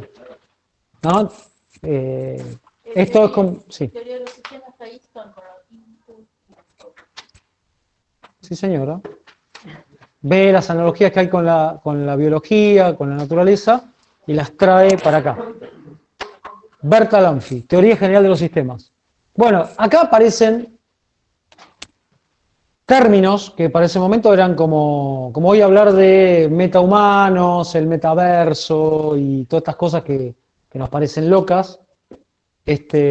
Bueno, en ese momento aparecen conceptos como subsistemas, sí que es una parte del sistema. Conceptos de sinergia. ¿Qué es sinergia? La suma de los esfuerzos individuales es menor a la grupo. Bueno. La interrelación de los esfuerzos individuales genera más fuerza que la Claro, la sinergia es la suma matemática del esfuerzo de los miembros logra un resultado superior a que si cada uno labura individualmente y después decimos, a ver, ¿qué hiciste vos? Y yo te hice 5 piezas. Y vos allá en el otro taller hice otras 4. Los fuerzas todos laburar entre un mismo lugar, ordenado, coordinado, produce más que todos separados en su taller. Eso es sinergia. Que viene de la sinergia. Por eso, ¿la sinergia qué es? La sinergia básicamente es lo que lo... Sí, el que... Ah, está. ¿Con qué? Función sinusoidal del comportamiento, del compromiso. Bueno, eso es el compromiso dinámico. Ahora vamos ahí. Pues acá lo que hay que entender es cuando... ¿Cómo? Está bien. Pues hay muchas palabras con ese. Ese es el problema. Dios mío. Dios mío. Bien, escúchenme. Entonces, ¿qué es sinergia? Como para dejarlo claro. Si yo tengo un equipo, está bien liderado, y ese que lidera aplica 3 cosas. ¿Cuáles son esas 3 cosas? El que no sepa esto, yo que estoy ya, ahí está, ¿ves? Por eso va a volver a promocionar este hombre. Porque yo arranco así, me imagino al final, decime cuáles son las funciones gerenciales básicas. Cocinarla, sinergizar y sinusoidal. Fin del examen. Bien, planifica, y hay un líder que planifica, coordina, controla, y que tiene muy claro cómo organizan el coordinar y cómo dirige, hay sinergia. ¿Por qué sistematizamos todo esto? Porque antes de Fayol era, poné a laburar así, o dividir en tareas y tiempos y métodos, la. Pero si no hay uno que entiende la función gerencial, está todo perdido. Vieron que arrancamos hablando de autores Maquiavelo, siglo XV, y Sun Tzu, 130 a.C. El arte de la guerra.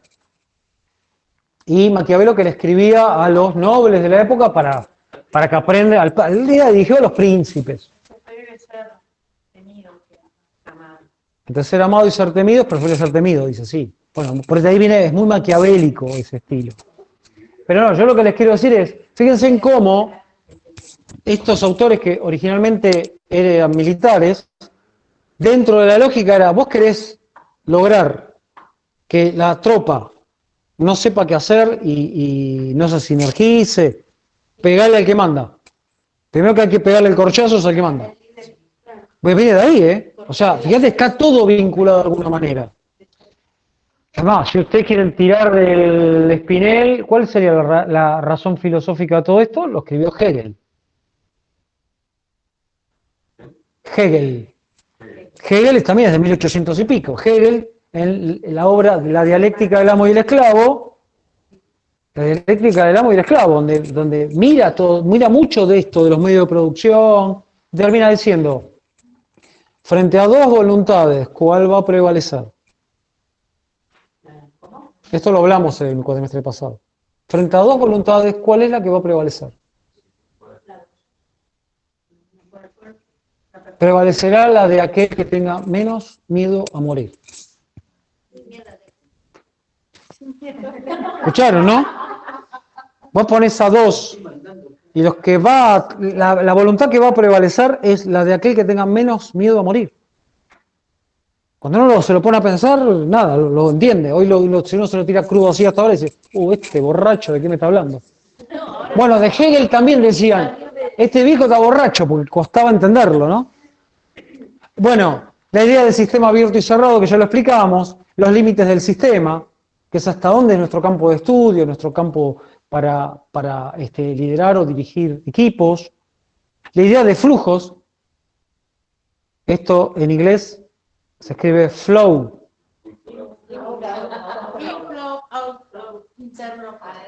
Muy bien.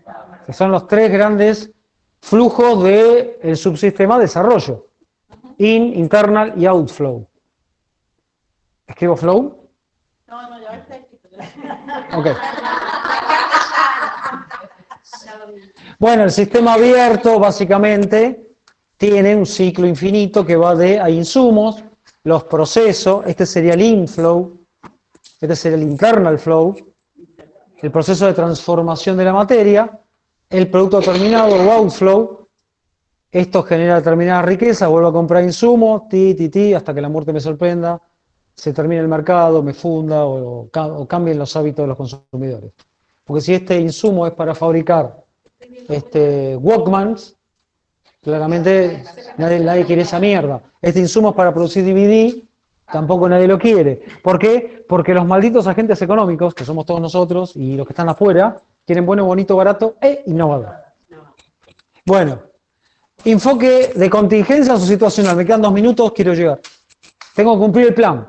Está el gordito triste, si no. Enfoque de contingencia o situacional.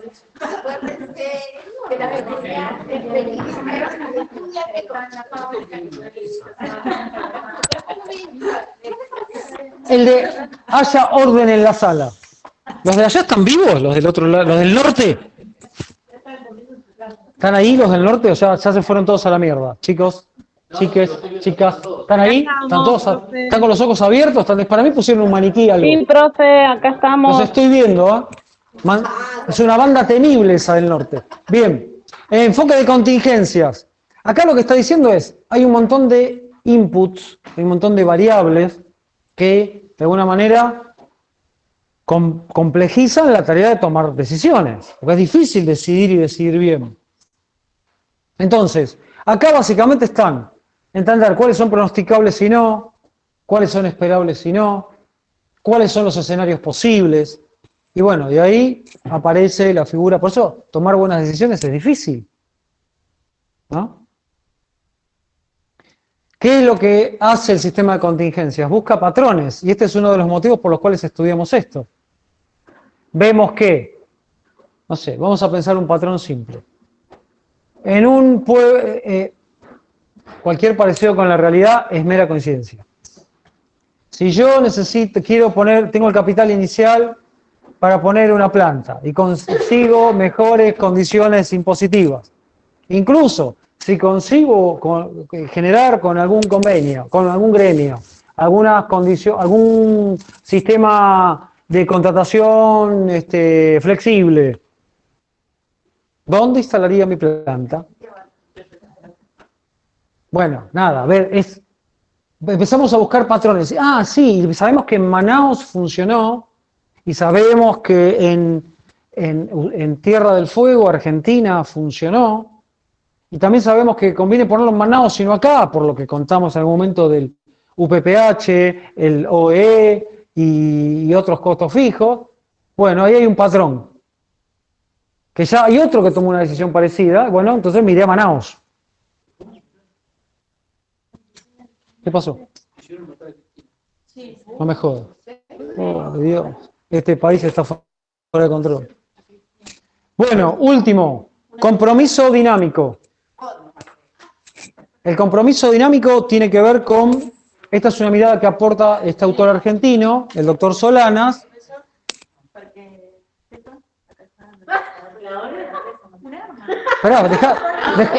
Esperá, déjame redondear, porque hoy esto ya está, terminamos hoy. Bueno, acá tiene que ver con que estas características propias de los seres humanos, más un entorno cambiante, hace de que, nada, los enfoques tradicionales los mirás, pero tenés que estar creando todo el tiempo, tiene que haber proceso dialéctico. Hoy estamos frente a un fenómeno de aldea global.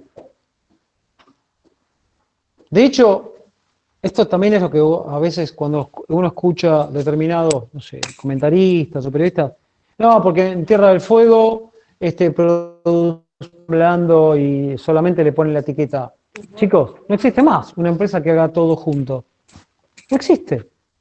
No existe. Ya hace mucho, desde el fin de la edad industrial no existe. Entonces, este fenómeno de aldea global hace de que esté todo hiperconectado, de que haya fenómenos de revoluciones de la conciencia de las personas, donde para qué nacimos, de las nuevas generaciones que no tienen esta idea baby boomer industrialista de sufrir, trabajar, no hay otra cosa, de cuidar el planeta. Entonces, claro, hay coyunturas nuevas todo el tiempo que te van corriendo en términos futboleros el arco todo el tiempo, que requieren entonces que impactan en la fuerza de trabajo, que impactan en la conciencia de los líderes y que hacen que cuando vos estás sentado en la silla con la espada de Damocles acá arriba, que no se ve, por eso te transpira el cuerpo. Bueno, todo esto lo dejo para que lo lean y ya lo saben. Son las 22, hacemos lo que decimos. Unidad 2, la que viene. El gordito está feliz. Bueno, chicos del norte, les mando un abrazo a la distancia y nos vemos, si Dios quiere, el día lunes. Hora de lista, sin novedad. Chao, profe, gracias. Gracias, profe.